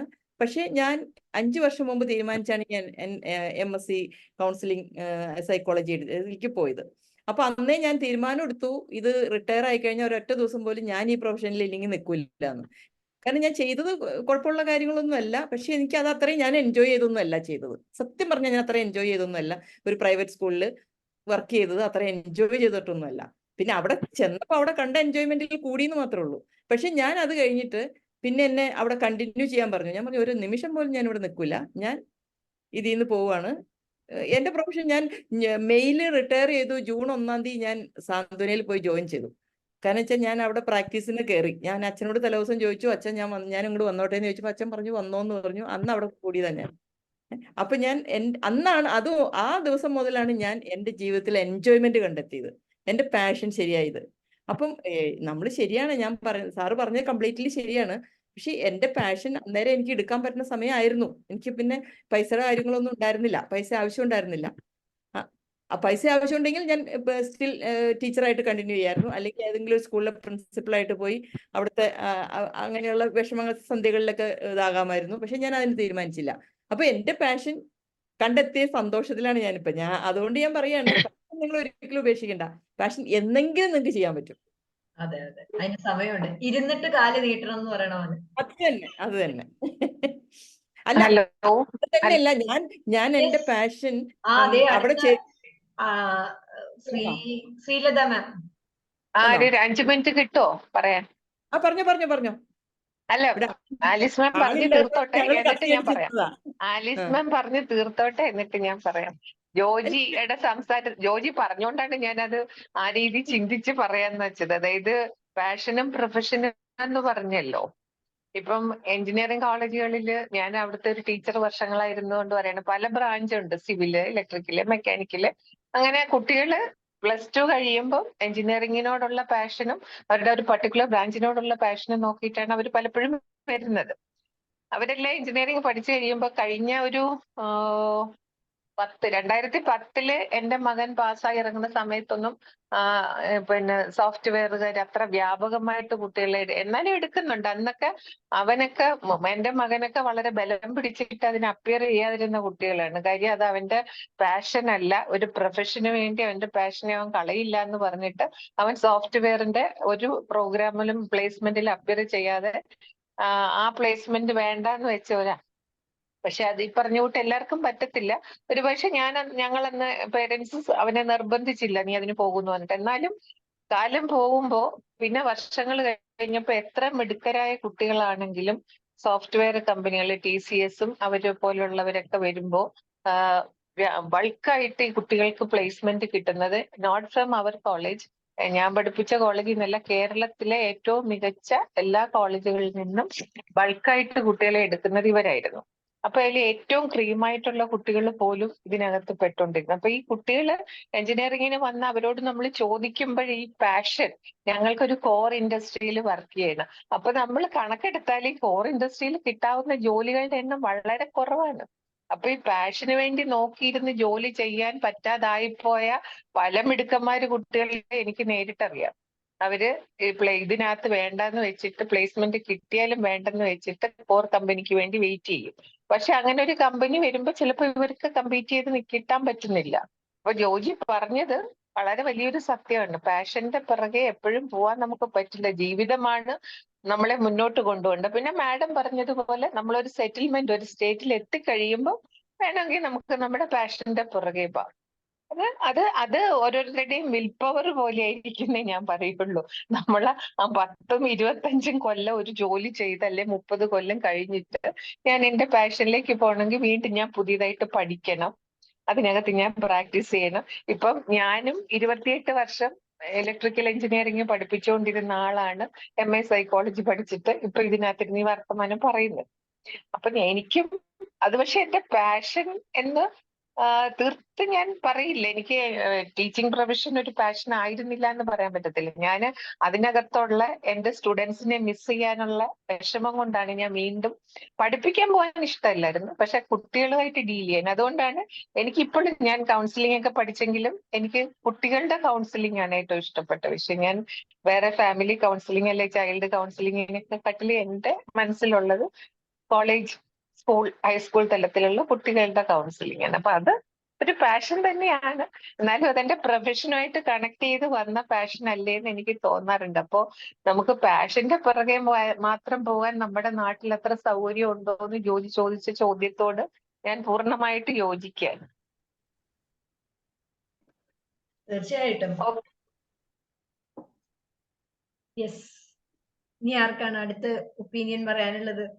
അതെ, നമ്മുടെ ലൈഫ് എക്സ്പീരിയൻസിന് നമ്മൾ ഓരോരുത്തരും അത് പറയുമ്പോഴാണ്, അതായത് യുക്തിസഹമായിട്ട് ചിന്തിക്കുമ്പോൾ, ലോജിക്കലി ഒരു റീസണിങ് പവറോടുകൂടി നമ്മൾ ചിന്തിക്കുമ്പോൾ what we need to do എന്നുള്ളത്, കാരണം ഫൈനാൻഷ്യൽ സെക്യൂരിറ്റി എന്ന് പറയുന്നത് ഒരു എന്താ പറയുക റിയാലിറ്റി തന്നെയാണ്. ഹെൽത്ത് ഈസ് വെൽത്ത് എന്ന് പറയുന്ന എപ്പോഴാണ് ഒരു പോയിന്റും കൂടെ ഉഷ, ഏർലി റിട്ടയർമെന്റിന്റെ കാര്യം പറഞ്ഞല്ലോ. ഈ ഏർലി റിട്ടയർമെന്റ് പോലും ഈ നമ്മുടെ നാട്ടില് ഇപ്പൊ കുട്ടികൾക്ക് IT-നൊക്കെ കിട്ടുന്ന സാലറി വളരെ വലുതായത് കൊണ്ടാണ് അവരിങ്ങനെ ചിന്തിക്കുന്നത്.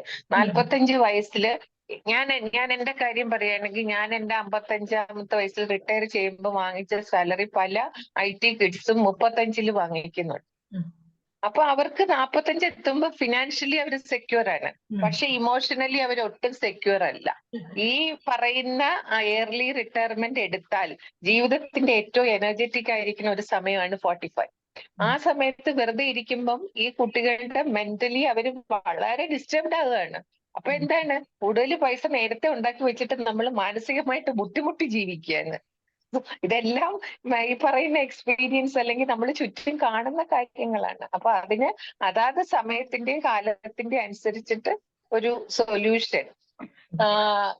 ഇന്ന് ഞാൻ വായിച്ച ഒരു സെന്റൻസ് ആണ്, ഓരോ കാലത്തിനും അതിൻ്റെതായ ഒരു ജീവിതമുണ്ട്, ഓരോ കാലത്തിനും അതിൻ്റെതായ ജീവിത രീതികളുണ്ട്. അതിനോട് പൊരുത്തപ്പെടാൻ നമുക്ക് പറ്റുന്നെങ്കിൽ മാത്രമേ ഈ പറഞ്ഞ പോലെ നമുക്ക് മെന്റലി ഇമോഷണലി ഒക്കെ സ്റ്റേബിൾ ആയിട്ടിരിക്കാൻ പറ്റൂ. അത് വലിയൊരു സെന്റൻസ് ആയിട്ട് എനിക്ക് തോന്നുന്നു. MN കാരശ്ശേരി സാറാണ് അത് പറഞ്ഞത്. ഒരു ബാലൻസ് കീപ്പ് ചെയ്യണതിന്റെ ഇമ്പോർട്ടൻസ് ആ പറയുന്നത്. എല്ലാത്തിനും ഉണ്ട് ഒരു ബാലൻസ്. പ്രകൃതിക്ക് തന്നെ ഒരു ബാലൻസ് ഇല്ലേ, അതുപോലെ ഓരോരുത്തരുടെ ജീവിതത്തിൽ ഒരു ബാലൻസ് ഉണ്ട്. ഒരാളുടെ ബാലൻസ് ഇതല്ല ഒരാളുടെ. അപ്പൊ ഈ പറഞ്ഞ മാതിരി പാഷന്റെ പുറകെ പോവുക എന്നല്ല, പാഷൻ കളയരുത്. പാഷൻ നമുക്ക് സന്തോഷം തരുന്ന കാര്യമാണ്. ആ പാഷൻ കളയാതെ നമ്മുടെ പ്രൊഫഷൻ കൊണ്ടുപോകാനായിട്ട് നോക്കണം. അല്ല പ്രൊഫഷണലി നമുക്ക് പൈസയുടെ ആവശ്യങ്ങളുണ്ട്, ആ സമയത്ത് നമ്മൾ അത് ഇട്ടിട്ട് പോയി പാഷന്റെ പുറകെ പോയി നശിച്ച ഒരുപാട് ആൾക്കാരുണ്ട്. അതാണ് നമ്മൾ യൂഷ്വലി ചോദിക്കില്ലേ, ഇപ്പൊ പാഷൻ എന്നുള്ളതിനൊരു നിർവചനം നമ്മൾ പുറകോട്ട് പോയി നോക്കിയാലേ, നമ്മൾ കഷ്ടപ്പെട്ടാണോ ഒരു കാര്യം ചെയ്യണേ അതോ ഇഷ്ടപ്പെട്ടാണോ ഇത് ചെയ്യണേ? ഇത് ചെയ്യേണ്ടി വരും എന്ന യാഥാർത്ഥ്യ ബോധ്യം ഉണ്ടാകുമ്പോൾ അതിലൊരു ഇഷ്ടം കണ്ടെത്തി സന്തോഷപൂർവ്വം ചെയ്യാൻ പഠിച്ചാൽ നമുക്ക് മെന്റൽ ട്രോമ ഉണ്ടാവില്ല. ഇല്ല. കാരണം വെച്ചാല് ഇപ്പൊ ഞാൻ ഒരു അനുഭവം കൂടി പറയുകയാണെങ്കിൽ, ഞങ്ങൾ ഇടയ്ക്ക് ഒരു 3-4 വർഷം ഗൾഫിൽ പോയി. അപ്പോ പിള്ളേര് ഇവിടെ നാട്ടിലായിരുന്നു. അപ്പോൾ ഒരിക്കലും എനിക്ക് അവിടെ എൻജോയ് ചെയ്യാൻ പറ്റിയില്ല. എൻജോയ്മെന്റ് എന്ന് പറഞ്ഞത് നമുക്ക് ഉണ്ടായില്ല. കാരണം വെച്ചാല് നമ്മുടെ കുട്ടികൾ ഇവിടെയാണ്. അപ്പൊ എന്നോട് വീട്ടിൽ പോണേ എന്നാന്ന് ചോദിക്കുമ്പോൾ ഞാൻ അവിടെ ടീച്ചേഴ്സ് ചോദിക്കുമ്പോൾ ഞാൻ എപ്പോഴും പറയാറുണ്ട്, ഞാൻ എല്ലാ രാത്രിയും വീട്ടിൽ പോകാറുണ്ടെന്ന്. കാരണം ആ ഒരു ഞങ്ങൾ 2-3 വർഷം നിന്നുള്ളൂ അവിടെ, ആ ഒരു കാരണം കൊണ്ട് മാത്രം. കാരണം അപ്പം പൈസയ്ക്ക് വേണ്ടിയിട്ടാണ് പോയത്. ശരിക്കും പറയുകയാണെങ്കിൽ പൈസയ്ക്ക് വേണ്ടി പോയതാണ്. പക്ഷെ ആ പൈസയൊക്കെ മതിയാക്കി, അത്രയും മതി പൈസ എന്ന് തീരുമാനിച്ച് പോരാനുള്ള കാരണം അതാണ്. അപ്പൊ നമ്മളുടെ എല്ലാം പ്രയോറിറ്റി എന്ന് പറയുന്നത് നമ്മൾ വിചാരിക്കുന്ന രീതിയിലല്ല, ആ ഒരു സിറ്റുവേഷനെ എങ്ങനെ തരണം ചെയ്ത് വരുന്നു എന്നുള്ളതിന്റെ അനുസരിച്ചാണ് ഇരിക്കുന്നത്. അപ്പൊ നമ്മൾ പാഷനും പ്രൊഫഷനും ഒരുമിച്ച് ജപ്പാനിലെ ആൾക്കാർ കൊണ്ടുപോവുക എന്ന് പറയുന്നത് അവരുടെ പ്രൊഫഷൻ ഒരിക്കൽ വേണ്ടാന്ന് വെക്കേണ്ടി വന്നാലും എൻ്റെ പാഷനും കൊണ്ട് എനിക്ക് ജീവിക്കാൻ പറ്റുക, ആ പാഷന് ഒരു പ്രൊഫഷൻ ആക്കുക, അത്രേ ഉള്ളൂ.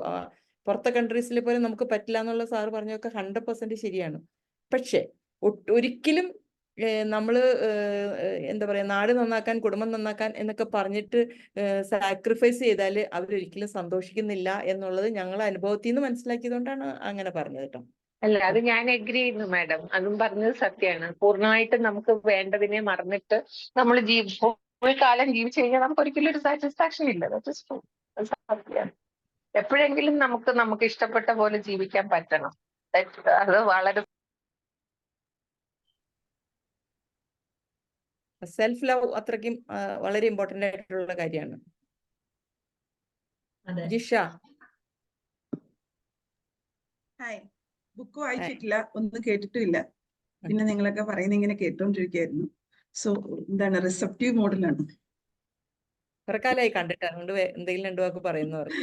ഇൻഫാക്ട് കേട്ട കാര്യങ്ങളെ കുറിച്ച് വേണമെങ്കിൽ ഒന്ന് രണ്ട് കാര്യം പറയുന്നുള്ളൂ. അല്ലാതെ ഞാനൊന്നും എനിക്ക് ഞാനൊരു ഓഡിറ്ററി ലേണർ എന്നുള്ളതിനേക്കാൾ കൂടുതൽ ഞാൻ കോംപ്രഹെൻസീവ് ലേണറാണ്. ഞാൻ വായിക്കുമ്പോഴാണ് എനിക്ക് ഐഡിയ ഇൻകേറ്റ് ആവുന്നത്. ബുക്ക് ഞാൻ ജസ്റ്റ് ആയത് മാത്രം കണ്ടുള്ളൂ. ഉഷ, എനിക്കൊരു ഡൗട്ട് ഉള്ളത്, ഉഷ അത് ഒരു 5T കുറിച്ച് പറഞ്ഞല്ലോ. എനിക്ക് talent, trust, temperament and tolerance മാത്രമേ കിട്ടിയുള്ളൂ. ടീം, അതായത് ടാലന്റും ട്രസ്റ്റും ടോളറൻസും ഡെവലപ്പ് ചെയ്തിട്ടുള്ള ടെമ്പറമെന്റ് ഉള്ള വ്യക്തികൾക്കാണ് ഒരു ടീമില് I am also a part എന്ന ഒരു വിൻ വിൻ പോളിസിയിൽ ഒരു ഫെയർ പ്ലേ നടത്താൻ പറ്റുള്ളൂ. മനസ്സിലായി. ഞാനത് അപ്പം മുതൽ ഇങ്ങനെ ആലോചിച്ചുകൊണ്ടിരിക്കുകയാണ്. ഓക്കെ, എനിക്കൊരു 2-3 കാര്യം പറയാൻ തോന്നിയതാണ്. ഈ 40 years ഇപ്പം നമ്മുടെ ശ്രീലത ടീച്ചറാണോ, ശ്രീലത എന്നാണോ ടീച്ചറിന്റെ പേര്? ടീച്ചറെ നമസ്കാരം. ടീച്ചറെ നമസ്കാരം. ഞാൻ പറഞ്ഞു വന്ന ഇതാണ്, ടീച്ചർ ഇപ്പൊ ഒരു കൗൺസിലറായിട്ടാണ് വർക്ക് ചെയ്യാൻ ആഗ്രഹിക്കുന്നുണ്ടെങ്കിൽ നമുക്ക് എല്ലാ കൗൺസിലേഴ്സിനും ഉണ്ടെന്ന് പലരും പറഞ്ഞിട്ടും നമ്മളോ ഇല്ല, കൗൺസിലേഴ്സിന് അങ്ങനെ പ്രിയംറ്റീവ് ഐഡിയാസ് ഇല്ല എന്ന് നമ്മൾ പറയുന്നൊരു സാധനമുണ്ട്. നമ്മൾ അങ്ങോട്ട് ചിന്തിക്കുകയാണ്. 45 വയസ്സില് ഞാൻ ഉൾപ്പെടുന്ന സൈക്കോളജിസ്റ്റുകളെ കുറിച്ചാണ് കേട്ടോ പറയും. 45 വയസ്സാകുമ്പോൾ കുട്ടികള് അതൊന്ന് റിട്ടയർ ചെയ്യണു. റിട്ടയർ ചെയ്താൽ അവര് പിന്നെ ചുമ്മാതിരിക്കുകയാണ് എന്ന് വിചാരിക്കുന്നിടത്താണ് നമ്മുടെ കുഴപ്പം. അത് ജോജി സാറ് പറഞ്ഞ പോലെ നമുക്ക് 45 വയസ്സ് റിട്ടയർ ചെയ്യണമെങ്കിൽ, ഇപ്പൊ എനിക്ക് 45 വയസ്സ്, എനിക്കൊരു 40 വയസ്സാകുമ്പോൾ PhD ചെയ്ത് തീർക്കണം എന്നുള്ളത് എന്റെ പ്ലാനിങ് ആണ്. PhD കഴിഞ്ഞാൽ ഒരു 5-6 വർഷം കൂടെ വർക്ക് ചെയ്താൽ റിട്ടയർ ചെയ്തിട്ട് അത് വന്ന് വേൾഡ് ടൂർ ആണ് എന്റെ ആഗ്രഹം. അപ്പം ഇത് പ്ലാൻഡ് ആണ്. അതായത് അത് റിവേഴ്സ് എഞ്ചിനീയറിംഗ് എന്ന് പറയും. നമ്മളെ ഇന്നു മുതൽ അങ്ങോട്ടല്ല പ്ലാൻ ചെയ്യുന്നത്. എനിക്ക് 2035 ആകുമ്പം വേൾഡ് മുഴുവൻ കറങ്ങി തീർക്കേണ്ടത് കൊണ്ട് ഇന്ന് ഞാൻ എന്ത് ചെയ്യണം, അങ്ങനെയാണ് കുട്ടികൾ ഇപ്പോഴത്തെ കുട്ടികൾ ഗോളിനെ സെറ്റ് ചെയ്യുന്നത്. ഗോൾ സെറ്റിങ്ങിന്റെ രീതി പണ്ടൊക്കെ ഇവിടുന്ന് അങ്ങോട്ടായിരുന്നു. അടുത്ത 2 വർഷം അത് ഷോർട്ട് ടൈം ഗോൾ എന്ത്, ലോങ് ടൈം ഗോൾ എന്ത്. അത് പണ്ടൊക്കെ നമ്മൾ സ്മാർട്ട് എന്ന് പറഞ്ഞൊരു കൺസെപ്റ്റിലായിരുന്നു. നമ്മളൊക്കെ കോളേജിൽ പഠിക്കുമ്പോൾ നമ്മളൊക്കെ ചെറുതായിരുന്നു പുഷ സ്മാർട്ട് എന്ന് പറഞ്ഞ. ഇപ്പം വന്നിട്ട് ട്രെയിനിങ് പ്രിൻസിപ്പിൾ ആണ്, അത് നാഡി പ്രിൻസിപ്പിൾ എന്ന് പറയും. അപ്പം അതുപോലെ കൺസെപ്റ്റ് മാറുകയാണ്. നമ്മുടെ ഓരോ ഇപ്പൊ ഗോൾ സെറ്റിങ്ങിലാണെങ്കിലും അത് ടൈം മാനേജ്മെന്റിലാണെങ്കിലും ഇപ്പൊ നമ്മൾ പണ്ടൊക്കെ നമ്മൾ 8 pillars ഓഫ് ഗോൾ സെറ്റിംഗ് പറയും. ഇപ്പൊ പറയുന്ന 8 pillars വേണ്ട. ഒരു പ്ലാറ്റ്ഫോം ടൈം മാനേജ്മെന്റ് നിൽക്കാൻ അത് ഫിസിക്കൽ ആക്ടിവിറ്റീനെ മാത്രം മതി എന്ന് പറയും. കെമിക്കൽ ബാലൻസ് ആണ് അത്. ന്യൂറോപ്ലാസ്റ്റിസിറ്റി എന്ന് പറയുന്ന കൺസെപ്റ്റ് നിങ്ങളൊക്കെ ക്ലാസ് കേട്ടാണ്, ഞാൻ കേട്ടിട്ടില്ല കേട്ടോ, അത് കേൾക്കാതെ പറയാണ്. ന്യൂറോപ്ലാസ്റ്റിസിറ്റി എന്ന് പറയുന്ന കൺസെപ്റ്റ് വന്നതിന് ശേഷം 3 pillars എന്ന് പറയും. അതായത് ടൈം മാനേജ്മെന്റിനെ 3 pillars ഒതുക്കി കഴിഞ്ഞു. അതായത് നമ്മുടെ വേവ്സ്, നമ്മളുടെ ഓരോ സ്റ്റേജിലുമുള്ള വേവ്സിലേക്ക്, ആ വേവ്സ് ആണ് എന്താണ് ടൈം മാനേജ്മെന്റ് പ്രിൻസിപ്പിൾ. അത് പ്രൊക്രാസ്റ്റിനേഷൻ ഉണ്ടാക്കുന്നത് നമ്മുടെ ആ വേവ്സ് ആണെന്നാണ് പുതിയ ലേറ്റസ്റ്റ് സ്റ്റഡീസ് പറയുന്നത്. അപ്പൊ നമ്മള് ഇതുപോലെയൊക്കെ ചിന്തിക്കുന്നതിന്റെ ഒരു റീസൺ എന്താണെന്നറിയും. കാര്യം ഇപ്പം അതും എറിക്സൺ പറയുന്ന പോലെ ആ ഒരു 40 എന്ന് പറയുമ്പോൾ ജനറേറ്റീവ് ഏജ് എന്ന് പറയുന്നത് അതുപോലെ ആ എന്ത് ജനറേഷനുള്ളതാണ്. നമ്മളുടെയൊക്കെ മനസ്സിൽ പൈസ മാത്രമാണ് ജനറേറ്റ് ചെയ്യുന്നതെന്നാണ് നമ്മൾ വിചാരിക്കുന്നത്. പൈസ മാത്രമല്ല ജനറേഷൻ. പാഷൻ എന്ന് പറയുന്ന ഐഡിയയിൽ തന്നെ ആ ഒരു സാധനം വരുന്നുണ്ട്. എന്താണ് ശരിക്കും ഉഷ പറഞ്ഞ പോലാണ്, അത് കഷ്ടപ്പെട്ട് പഠിക്കുക, ഇഷ്ടപ്പെട്ട് പഠിക്കുക. ഈ ഇഷ്ടം നമുക്ക് നമ്മുടെ കഷ്ടപ്പെട്ട് പഠിക്കാനുള്ള റീസൺ എന്താണ്? നമ്മളിലുള്ള നേച്ചർ നമ്മളെ എന്താണ്, നമ്മുടെ സെറിബെല്ലമാണ് ആ സമയത്ത് നമ്മളെ കൊണ്ട് അത് വന്ന് കാര്യങ്ങൾ ചിന്തിപ്പിക്കുന്നത്. അതായത് റെപ്റ്റീലിയൻ ബ്രെയിൻ എന്ന് പറയും. അപ്പൊ ആ ഒരു റെപ്റ്റീലിയൻ ബ്രെയിനിൽ നിന്ന് നമ്മൾ ഓരോ സ്റ്റേജിലേക്ക് ഗ്രോ ചെയ്ത് ഒരു ഹ്യൂമൻ ബ്രെയിൻ അല്ലെങ്കിൽ നിയോകോർട്ടെക്സ് ലെവലിലേക്ക് എത്തുന്ന ആ ഒരു ഇതിൽ, അതായത് റെപ്റ്റീലിയൻ ബ്രെയിൻ, അത് കഴിഞ്ഞ് മമേലിയൻ ബ്രെയിൻ, അത് കഴിഞ്ഞ് നിയോകോർട്ടെക്സ് ലെവലിലേക്ക് എത്തുമ്പോൾ നമ്മളുടെ ആ ഒരു ക്രിട്ടിക്കൽ തിങ്കിങ് ഐഡിയാസ് ഗ്രോ ചെയ്യാണ്. അപ്പൊ അതിനനുസരിച്ച് നമ്മൾ ജനറേഷൻ എന്നുള്ള കൺസെപ്റ്റ് നമ്മളുടെ ഇരിക്കുന്നില്ല, അവിടെയാണ് പ്രശ്നം. അപ്പൊ അതിനനുസരിച്ച് ഒരു കൊച്ചു കുഞ്ഞിന്റെ പാഷന് അത് വന്ന റെപ്റ്റീലിയൻ ബ്രെയിനിൽ ഉണ്ടാവുന്ന, അതായത് ഒരു പൂച്ചയ്ക്കോ ഒരു പട്ടിക്കോ ഉണ്ടാവുന്ന ഇന്റലിജൻസ് ലെവലാണ് ഒരു റെപ്റ്റീലിയൻ ബ്രെയിനിൽ നമ്മൾ എക്സ്പെക്ട് ചെയ്യുന്നു. ആ സമയത്ത് നമ്മളുടെ പാഷൻ ആയിരിക്കരുത് നമ്മൾ എക്സ്പെക്ട് ചെയ്യുന്ന എവിടെ? നമുക്ക് മമേലിയൻ ബ്രെയിൻ ഗ്രോ ചെയ്ത് വരുന്ന 12ാമത്തെ വയസ്സിൽ. ആ സമയത്ത് അതുകൊണ്ടല്ലേ നമുക്ക് പാഷൻ ഐഡന്റിഫൈ ചെയ്യാൻ പറ്റാത്ത ആ സമയത്ത്. കാര്യം കംപ്ലീറ്റ് പാഷൻ ആ സമയത്ത് സെറ്റ് ആവുന്നില്ല. എവിടെങ്കിലും 12ാമത്തെ വയസ്സിൽ നമുക്ക് പാഷൻ ടെസ്റ്റ് നടത്തുന്ന കണ്ടിട്ടുണ്ട്, അതല്ലെങ്കിൽ ആപ്റ്റിറ്റ്യൂഡ് ടെസ്റ്റ് നടത്തുന്ന കണ്ടിട്ടുണ്ട്. എന്താ കാര്യം? ആ സമയത്ത് നമ്മുടെ ബ്രെയിൻ കംപ്ലീറ്റ്ലി ഗ്രോൺ അല്ല. അപ്പൊ ഈ ഒരു സാധനം ഹ്യൂമൻ ബ്രെയിൻ തേർഡ് മമേലിയൻ ബ്രെയിനിന് ശേഷം ഒരു ലെയറെങ്കിലും വളർന്നു കിട്ടിയാൽ അപ്പം മുതൽ നമുക്ക് നോക്കാം. അതായത് 13-14 വയസ്സ് മുതൽ നമുക്ക് നോക്കാം. പക്ഷെ നോക്കിയാൽ പോലും അത് ആ സമയം മുതൽ നമുക്ക് റിവേഴ്സ് എഞ്ചിനീയറിംഗ് കൺസെപ്റ്റ് കുഞ്ഞിന് കൊടുത്തു തുടങ്ങും. അപ്പൊ അതായത് നമ്മൾ അത് നേച്ചറും നേർച്ചറും ആണ് ഒരു കുഞ്ഞിന്റെ ഗ്രോത്ത് എന്ന് നമ്മൾ പറഞ്ഞാൽ, നമ്മളത് ഇവിടുന്നേ അങ്ങോട്ട് 1, 2, 3 നമുക്ക് പഠിപ്പിക്കാം. ABCD എന്ന് പഠിപ്പിക്കാം. അത് നമ്മൾ ചോദിക്കും, എന്നോടിപ്പോ റീസെന്റ് ആയിട്ട് ഒരു ടീച്ചർ, ഞാൻ ഒരു ടീച്ചറിനെ ട്രെയിൻ ചെയ്ത് തന്നപ്പോ ടീച്ചർ ചോദിച്ചാൽ, അത് ജിഷ മാം പറയുന്നതൊക്കെ കറക്റ്റാ, നമ്മൾ പക്ഷെ 100 താഴോട്ട് പഠിപ്പിക്കുന്നില്ലല്ലോ, അല്ലെങ്കിൽ ZYX എന്ന് പഠിപ്പിക്കുന്നില്ലല്ലോ. അതിന്റെ കാരണം ആ ഏജ് അതാണ്. എന്ന് പറഞ്ഞാൽ റെപ്റ്റീലിയൻ ബ്രെയിൻ്റെ ഏജ് ആണ്. അതല്ല, അത് കഴിഞ്ഞ മമേലിയൻ ബ്രെയിൻ്റെ സമയത്ത് നമ്മൾ 1, 2, 3 അത് തന്നെ പഠിപ്പിക്കണം. A+B² അപ്പോഴും നമ്മൾ ചോദിക്കുന്ന ക്വസ്റ്റ്യൻ എന്താണ്? A+B²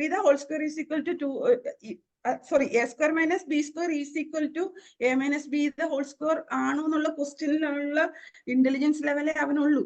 എന്റെ മണ്ടയ്ക്കോടുള്ള ഇന്റലിജൻസ് ലെവൽ ഇല്ല. അതിനൊരു 10-21 വയസ്സൊക്കെ ആവണം. ആ സമയത്താണ് നമുക്ക് പാഷൻ ഐഡന്റിഫൈ ചെയ്യാൻ പറ്റുക. ശരിക്കും എക്സാക്ട്ലി പാഷൻ ഗ്രോ. ഇനി ഏത് സമയത്താണ് നമ്മൾ ഇൻപുട്ട് കൊടുക്കേണ്ടതെന്ന് ചോദിച്ചാൽ, മമേലിയൻ ബ്രെയിൻ ഗ്രോ ചെയ്ത് കഴിഞ്ഞ് അതായത് നിയോകോർട്ടെക്സ് കംപ്ലീറ്റ് ആവുന്നൊരു ആ ഒരു സമയം വരെ നമ്മൾ ഇൻപുട്ട് കൊടുക്കണം. അതായത് ഒരു ഹൈസ്കൂൾ ലെവലിൽ വരുമ്പം നമ്മൾ ഈ പാഷനെ ടീച്ചേഴ്സിനെ ഗൈഡ് ചെയ്ത് ഉണ്ടാക്കാൻ പറ്റും. അതാണ് ഞാൻ പറഞ്ഞു വന്നതിന്റെ മുഴുവൻ കാര്യം. നമ്മൾ ഈ ബിഹേവിയറലിസ്റ്റ് തൊണ്ടേക്കും സ്കിന്നറും ഒക്കെ പറഞ്ഞ കൺസെപ്റ്റാണ് ഞാനിപ്പോ പറഞ്ഞുകൊണ്ടിരിക്കുന്നത്. ആ ഒരു കൺസെപ്റ്റിനെ ഈ ഒരു രീതിയിലേക്ക് ഞാൻ ഒന്ന് സമ്മറൈസ് ചെയ്യാൻ ശ്രമിക്കുകയാണ്. അതായത് ഒരു 12-13 വയസ്സ് മുതൽ 21 വയസ്സ് വരെ നമ്മൾ കൊടുക്കുന്ന ഇൻപുട്ട് അനുസരിച്ചിട്ട് മുമ്പത്തെ എന്താണെങ്കിലും മുമ്പത്തത് നമുക്ക് അത് തന്നെ നേച്ചർ എന്ന് പറയുന്ന കൺസെപ്റ്റ് പെടുത്തിയ ഒരു നർച്ചറിങ് പാഷൻ ലെവലില്. കാര്യം ക്രിട്ടിക്കൽ തിങ്കിങ്ങും അത് ക്രിയേറ്റീവ് തിങ്കിങ്ങും ഡെവലപ്പ് ചെയ്യുന്ന ഏജ് അത് മാത്രമാണ്. മുമ്പത്തേക്ക് ഇതില്ല കുഞ്ഞുങ്ങൾക്ക്. അറിയാലോ, എല്ലാവർക്കും അത് അറിയുന്ന കാര്യം.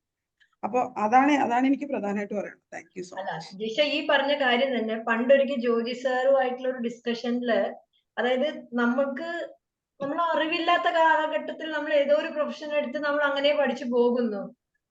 പക്ഷെ നമ്മൾ അത് തിരിച്ചറിയുമ്പോൾ എത്ര പേർക്ക് തിരിച്ചു നടക്കാൻ സാധിക്കുന്നുണ്ട്. അതുകൊണ്ട് നിങ്ങളെ പോലെയുള്ള കുറച്ച് കൗൺസിലേഴ്സ് ഈ ഒരു ഗൈഡൻസ് പ്രൊവൈഡ് ചെയ്യാനായിട്ടുള്ള എന്തെങ്കിലും ചെയ്യാമോ നിങ്ങൾക്ക്, ഈ മെന്റർഷിപ്പ് പോലെ എന്നുള്ളത് പണ്ടൊരിക്കൽ ചോദിച്ചു. കാരണം ലക്ഷ്മിയുടെ സ്കിൽ ഫാമിലിയില് ഒരു ഇൻട്രൊഡക്ഷൻ കേട്ടപ്പോഴാണെന്ന് തോന്നുന്നു സർ അങ്ങനെ ഒരു കാര്യം മുമ്പ് സൂചിപ്പിച്ചു. കാരണം അതാണ് ഈ പല പ്രോബ്ലത്തിനുമുള്ള റൂട്ട് കോസ്. ഈ പറഞ്ഞതുപോലെ ടീച്ചേഴ്സിന് ഒരുപാട് അവിടെ സഹായിക്കാൻ പറ്റും. ഇപ്പൊ ഞാൻ ഈ ടീച്ചേഴ്സിനെ ട്രെയിൻ ചെയ്യുന്നതുകൊണ്ട് ചിലപ്പോ എന്നോടിപ്പോ ഈ ചില കാര്യങ്ങൾ ഇവർ പറയുന്ന കേൾക്കുമ്പോ കുഞ്ഞുങ്ങളോട് നമ്മളെ ട്രാൻസാക്ഷൻ അനാലിസിസ് എന്ന് പറഞ്ഞൊരു ബുക്കുണ്ട്. എന്റെ അഭിപ്രായത്തിൽ ടീച്ചറായിട്ട് ജനിച്ചിട്ടുണ്ടെങ്കിൽ ടീച്ചർ ആവാൻ അറ്റ്ലീസ്റ്റ് ചെറുപ്പത്തിലെങ്കിലും ആഗ്രഹം നിങ്ങൾക്ക് തോന്നുന്നുണ്ടെങ്കിൽ ആ ബുക്ക് വായിച്ചു തുടങ്ങുമെന്ന് ഞാൻ പറയും. ആ ബുക്ക് ഒരു പ്രാവശ്യം വായിച്ചാൽ പോരാ. അത് നമ്മൾ അതായത് നമ്മൾ ചുമ്മാതെ വായിക്കുന്നതും നമ്മളുടെ ആ ഐഡിയ ഇൻകൾക്കേറ്റ് ആകുന്നതും തമ്മിൽ ഒത്തിരി വ്യത്യാസമുണ്ട്. അതായത് സൈക്കോളജിയിൽ റിഹേഴ്സൽ എന്ന് പറഞ്ഞൊരു കൺസെപ്റ്റാണ്. അതായത് ലോങ് ടൈം മെമ്മറിയിലേക്ക് മാറ്റുക. ഈ ഷോർട്ട് ടൈം മെമ്മറി എന്ന് പറഞ്ഞാൽ നമുക്ക് നമ്മളെ എന്താണ് നമ്മുടെ റെപ്റ്റീരിയൻ ബ്രെയിൻ, ഞാൻ നേരത്തെ പറഞ്ഞൊരു കൺസെപ്റ്റാണ് റെപ്റ്റീരിയൻ ബ്രെയിൻ. അത് നമുക്ക് പെട്ടെന്ന് അതായത് നമ്മുടെ ഫ്ലൈറ്റ് ഫ്രീസ് ഇത്രയും ഇതിന് മാത്രമുള്ള ആ പെട്ടെന്ന് എടുക്കാനുള്ള ഡിസിഷൻസിന് വേണ്ടി മാത്രമുള്ളതാണ് ഷോർട്ട് ടൈം മെമ്മറി. ബാക്കി സാധനങ്ങൾ നമ്മുടെ ലോജിക്കലായിട്ട് നമ്മൾ എന്ത് ഡിസിഷൻ എടുക്കുന്നു, അപ്പൊ കല്യാണം കഴിക്കണോ, കുട്ടികൾ എന്തുകൊണ്ട് പോയി അതൊന്ന് പ്രേമിക്കുന്നു, റീസൺ അവര് ലോങ് ടൈം മെമ്മറി കൊണ്ട് എടുക്കേണ്ട, ലോങ് ടൈം മെമ്മറിയിൽ സേവ് ആകുന്ന 15, 16, 17, 18 വയസ്സിൽ മാത്രം ഡെവലപ്പ് ആകുന്ന ബ്രെയിനിന്റെ പാർട്ടാണ് അത് വന്ന് നിയോകോർട്ടെക്സ്. ആ സമയത്ത് ആ സമയത്താണ് ഈ ലോങ് ടൈം ഇതുപോലത്തെ ഒരു ലോങ് ടൈം ഡിസിഷൻ എടുക്കാനുള്ള ബ്രെയിൻ പാർട്ട് ഡെവലപ്പ് ആവുന്നത്. ആ സാധനമാണ് അത് 9 വയസ്സിലും 7 വയസ്സിലും 6 വയസ്സിലും അല്ലെ 10 വയസ്സിലും എടുക്കുന്നത്. സോ നമ്മള് ആ സമയത്ത് നമ്മൾ ടീച്ചേഴ്സിന്റെ പേരൻസ്, അത് ആലിസ് മാം നേരത്തെ പറഞ്ഞ പോലെ പേരൻസിന് സത്യം പറഞ്ഞാൽ ഇത് അവരുടെ കൂടെ കുഞ്ഞുങ്ങൾ ടൈം സ്പെൻഡ് ചെയ്യണില്ല. കാര്യം വൈകുന്നേരം വീട്ടിലോട്ട് വന്നു കഴിയുമ്പോൾ ഇവർ അടുക്കളയിലായിരിക്കും. ഞാൻ എന്റെ ബ്ലോഗിലൊക്കെ എഴുതി വെച്ചിട്ടുണ്ട്.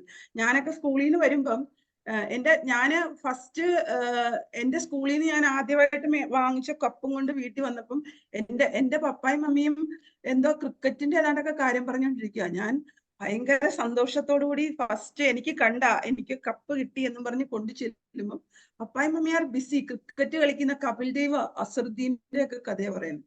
എനിക്കത് ആരാന്ന് പോലും അറിയാമേ. ഞാൻ മമ്മിയോട് ചോദിച്ചിട്ടുള്ള ക്വസ്റ്റ്യൻ, മമ്മി ഇപ്പൊ റീസെന്റ് ആയിട്ട് പറഞ്ഞൊരു കാര്യമുണ്ട്, മമ്മി ഞാനാണോ അസറുദ്ദീനാണോ മമ്മിക്ക് വലുതെന്ന് ഞാൻ മമ്മിയോട് ചോദിച്ചിട്ടുണ്ട്. അത്രേ പറഞ്ഞു. കാര്യം അന്ന് ഈ അസറുദ്ദീൻ എന്ന് പറഞ്ഞത് അസറുദ്ദീൻ ഒരു പുതിയ ന്യൂ കമർ എങ്ങാണ്ടായിരുന്നു ഞാനൊക്കെ വരുന്ന എന്റെയൊക്കെ സ്കൂൾ ടൈമിൽ. കപിൽ ദേവ് എന്ന് പറയുന്നത് ഭയങ്കര സ്റ്റാർ ആയിരുന്നു ആ സമയത്ത്. അപ്പം ആ സമയത്ത് എന്റെ പേരൻസിനെ എന്നെക്കാൾ വലുത് അവരായിരുന്നു. ഇത് തന്നെയാണ് അന്ന് അസറുദ്ദീനും കപിൽ ദേവിനെ ഇന്ന് വന്ന് നമ്മുടെയൊക്കെ കയ്യിലിരിക്കുന്ന മൊബൈലാ. അപ്പൊ ഈ കുട്ടികൾ മൊബൈൽ എന്ന് പറഞ്ഞ് പ്രശ്നം ഉണ്ടാക്കുന്നുണ്ടെങ്കിൽ പേരൻസ് ആണ് ഫസ്റ്റ് കൾപ്രിറ്റ്സ്. ഈ പേരൻസിന് ഇത് മാറ്റിവെക്കാൻ പറ്റത്തില്ല. അവരെ ഗൈഡ് ചെയ്യാൻ ആരുമില്ല പരിക്കകത്ത്. അവരുടെ വിചാരം അവരെല്ലാം തികഞ്ഞെന്നാ.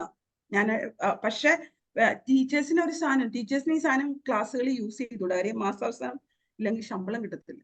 അതുകൊണ്ട് ഗൈഡ് ചെയ്യാൻ പറ്റുന്ന ഒരു പ്രോപ്പർ ഇതെന്ന് പറയുന്ന ടീച്ചേഴ്സ് ആണെന്നാണ് എനിക്ക് എപ്പോഴും തോന്നിയത്.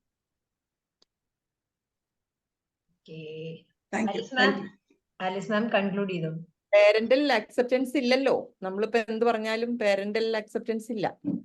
അതാണ്. അപ്പൊ അതുകൊണ്ടാണ് ഞാൻ പറഞ്ഞത് ഈ ബുക്ക് ശരിക്കും യങ് അഡൾട്ട്സ് ആയിട്ടുള്ളവരാണ് ഇത് വായിക്കേണ്ടത്. അവരത് ശരിക്കും 2-3 പ്രാവശ്യം വായിച്ച് അതിനകത്തൊരു നോട്ടൊക്കെ പ്രിപ്പയർ ചെയ്ത് വെച്ച് കുട്ടികളെ വളർത്തുക എന്നുള്ള ഒരു. എക്സ്ക്യൂസ് മീ മാഡം, ഞാൻ ഒരു സെന്റൻസ് ഒന്ന് പറഞ്ഞോട്ടെ.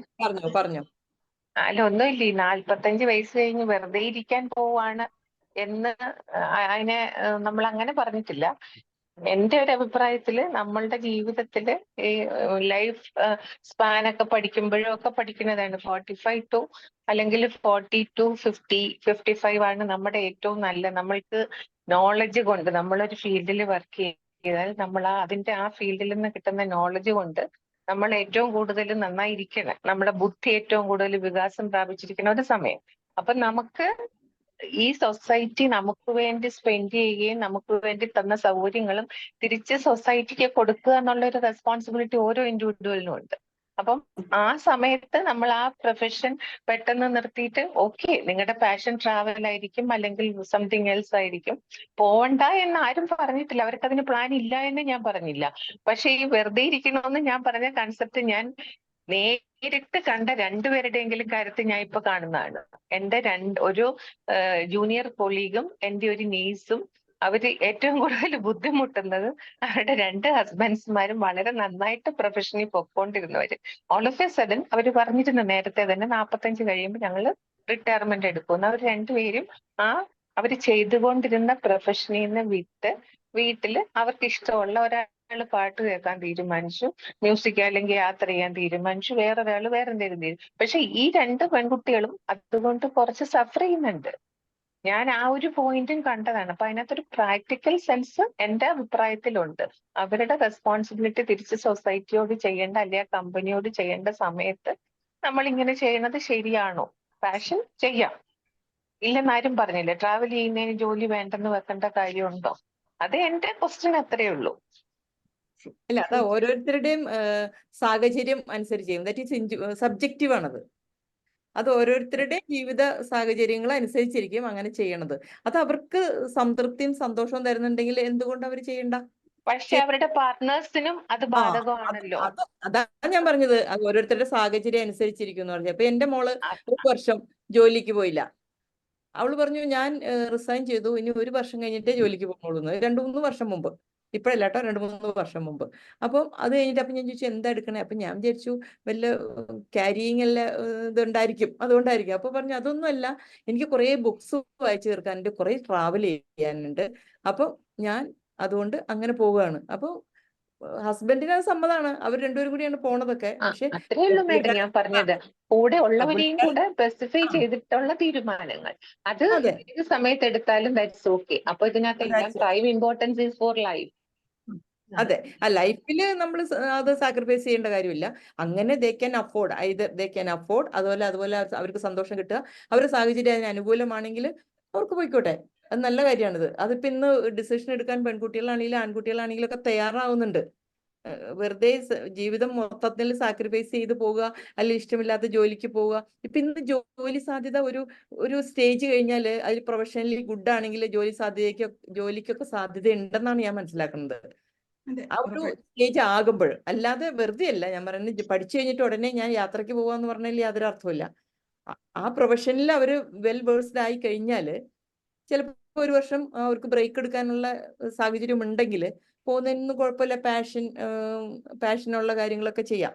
പക്ഷെ എനിക്ക് തോന്നുന്നു നമ്മുടെയൊക്കെ, നിങ്ങളുടെ അല്ല, എന്റെയൊക്കെ സാഹചര്യങ്ങളിൽ അതൊന്നും ഉണ്ടായിരുന്നില്ല. അങ്ങനെയുള്ള ഒരു ഇടയ്ക്കൊന്ന് ജോലി നിർത്തിയിട്ട് ഒന്ന് പാഷന് പോയിട്ട് തിരിച്ചു വരട്ടെ, ഒരു പ്രൈവറ്റ് സ്ഥാപനത്തിലെ ജോജി സാർ പറഞ്ഞവര് കുറച്ചു നാളൊന്നും ഞാൻ പോയിട്ട് തിരിച്ചു വരട്ടെ എന്ന് പറഞ്ഞാൽ ചിലപ്പോൾ നമ്മൾ തിരിച്ചു വരുമ്പോൾ ജോലിയൊന്നും ഉണ്ടാവില്ല.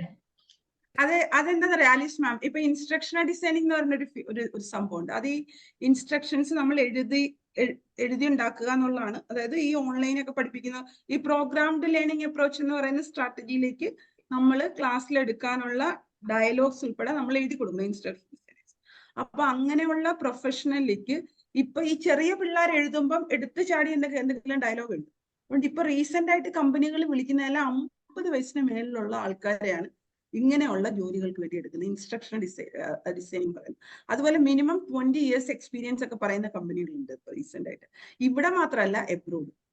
അപ്പൊ ആ ഒരു ഇൻഡസ്ട്രി സ്കില്ലിനെ, അതായത് നമ്മുടെ നോളജിനപ്പുറം നമ്മുടെ സ്കില്ലിന് വില കൊടുക്കുന്നു എന്നുള്ളതല്ലേ എൻ്റെ അർത്ഥം. അപ്പൊ അതൊരു വലിയ കാര്യം തന്നെയാണ്. കാര്യം ലോകം അത് മാറിക്കൊണ്ടിരിക്കുകയാണ്. നോളേജ് ഈസ് പവർ എന്ന് പറയുന്നത് എന്തുകൊണ്ടാ? അത് ആക്ഷനിൽ കാണണം നമുക്ക്. That is skill. ആ സ്കില്ലില്ലാതെ നമുക്ക് ഒരിക്കലും ഉയർന്നു പോകാനും പറ്റില്ല. എപ്പോഴും നമ്മുടെ കാര്യം തന്നെ പറയാന്ന് പറയും. എന്നാലും ഞാൻ പറയാണ്, എൻ്റെ മോള് പറയാറുണ്ട്, അവളുടെ കീഴിൽ ജോലി ചെയ്യുന്ന ആൾക്കാരൊക്കെ ജെൻസ് ആണ് കുറെ പേര്. അവരൊക്കെ ഇവളെക്കാൾ ഏജ് ഉള്ള ആൾക്കാരാണ്. പക്ഷെ അവരെ നമ്മൾ ഭരിക്കണമെങ്കിൽ ആ സ്കില്ല് വേണം. ആ സ്കില്ലില്ലെങ്കിൽ, നമ്മുടെ കഴിവ് അവിടെ ഇല്ലെങ്കിൽ സമ്മതിക്കില്ല അവര്, അല്ലേ? ശരിക്കും ഞാനിപ്പോ എനിക്കത് എക്സ്പീരിയൻസ് ചെയ്യാൻ പറ്റും. കാര്യം ഞാനിപ്പോ പഠിപ്പിക്കുന്ന ടീച്ചേഴ്സ് ഒക്കെ നല്ല ഏജ് ഉള്ള ടീച്ചേഴ്സ് ആണ്. അപ്പൊ അതായത് എന്നെക്കാൾ ഞാനൊരു 27 വയസ്സില് പഠിപ്പിക്കുന്ന 50 വയസ്സുള്ള ടീച്ചേഴ്സിനായിരുന്നു ആ ഒരു സമയത്ത്. അപ്പം മുതൽ ഇപ്പൊ പിന്നെ കുറച്ചുകൂടെ എനിക്കത് ഞാൻ ഇത്ര ഏജ് കൂടിയപ്പോ എനിക്ക് കമ്മ്യൂണിക്കേറ്റ് ചെയ്യാൻ പറ്റുന്നുണ്ട്. ആ സമയത്ത് എനിക്കിപ്പം മാം പറഞ്ഞ പോലെ ആയിരുന്നു, ഇവരോട് ഇത് എന്ത് പറയും എന്നുള്ള കൺഫ്യൂഷനിലാണ്. അതുകൊണ്ടാണ് ഉഷ ഞാൻ ആ ഇത് പറഞ്ഞത്. എനിക്ക് ആ സമയത്ത് അവരെക്കാളും നോളജ് ഉണ്ട്, പക്ഷെ എന്നെക്കാൾ കൂടുതൽ സ്കിൽ അവർക്കുണ്ടായിരുന്നു ആ സമയം. അപ്പൊ ഞാൻ പറയുന്നത്, കമ്പാരിസൺ വരുമ്പം നമുക്ക് സ്കില്ലെന്ന് പറയുന്നത് ആ ഒരു ആക്ഷന് ഒരു ടൈം ഉണ്ട്. ഇപ്പം ഞാൻ ആ റിഹേഴ്സൽ എന്ന് പറഞ്ഞ കൺസെപ്റ്റ് അതാണ്. നമ്മൾ പല പ്രാവശ്യം പ്രാക്ടീസ് ചെയ്യുമ്പോൾ നമുക്ക് വരുന്നൊരു ഇതുണ്ടല്ലോ. അപ്പൊ അതാണ്. പക്ഷേ ഇവരൊക്കെ അവരുടെ എക്സ്പീരിയൻസിൽ നിന്ന് കാണുന്നതും കേൾക്കുന്നതും റിസർച്ച് ചെയ്തും പറയുന്നതാണ്. അപ്പൊ നമ്മൾ മനസ്സിലാക്കേണ്ട എന്താന്ന് വെച്ച് കഴിഞ്ഞാല്, ജീവിതം എന്ന് പറയുന്നത്, ഞാൻ വീണ്ടും ഒരു അക്രോണിം പറയാണ്, ലൈഫ് എന്ന് പറയുന്നത് liberation from ignorance and finding new enlightenment എന്നാണ്. ആരിൽ നിന്നും എന്തും നമുക്ക്, കാരണം ഇപ്പൊ ഇവരിവിടെ പറഞ്ഞ എല്ലാ പോയിന്റ്സും, അതായത് റാഷണലി റീസണിങ് പവറോടുകൂടി ചിന്തിച്ച് വേണം നമ്മൾ ഓരോ കാര്യവും ചെയ്യാനായിട്ട് എന്ന ഒരു തിരിച്ചറിവിൽ നിന്ന് നമ്മൾക്ക് എങ്ങനെ നമ്മളെ ഇന്നലത്തെക്കാളും ഇന്നത്തെ നമ്മൾ ഒരു ബെറ്റർ വേർഷൻ ആക്കി മുന്നോട്ട് കൊണ്ടുപോകാം എന്നുള്ളതാണ് നമ്മൾ നിത്യജീവിതത്തിലും അതെ ഓരോ പുസ്തകങ്ങളിൽ നിന്നാണെങ്കിലും നമ്മൾ പഠിക്കുന്നത്. സോ ഈ ഒരു ഇൻസൈറ്റ് ഉൾക്കൊണ്ടുകൊണ്ട് നമ്മുടെ 38ാമത്തെ ബുക്ക് എന്ന് പറയുന്നത് നെൽസൺ മണ്ടേലയുടെ ഓട്ടോബയോഗ്രഫിയാണ്. It is impossible until it's done എന്ന് നമ്മൾ പ്രചോദനം എപ്പോഴും പറയുന്ന നെൽസൺ മണ്ടേലയുടെ കോട്ട്. ഒരുപാടധികം കോട്ട് നമ്മൾ യൂസ് ചെയ്യാറുണ്ട്. ആ ജീവിത യാത്രയിലൂടെ നമ്മൾക്ക് ഒരുപാട് കാര്യങ്ങൾ ഉൾക്കൊള്ളാൻ സാധിക്കട്ടെ. ഇത് അടുത്ത മാസം നമ്മൾ ഇതിന്റെ ഡിസ്കഷന് വരുന്ന സമയത്ത് ഇത് സജസ്റ്റ് ചെയ്ത് തന്ന വ്യക്തിയും കൂടെ നമ്മുടെ കൂടെ ജോയിൻ ചെയ്യുന്നതായിരിക്കും. സോ ആ വ്യക്തിയുടെ ഒരു ഇൻപുട്ട് നമുക്ക് ഈ ഒരു വിഷയത്തിൽ കേൾക്കാം. നിങ്ങൾ എല്ലാവരും തന്നെ ജോയിൻ ചെയ്ത് അത് വിജയിപ്പിക്കണം എന്ന് റിക്വസ്റ്റ് ചെയ്യാണ്. Thank you and good night. Thank you so much. Good night, Usha. Thank you.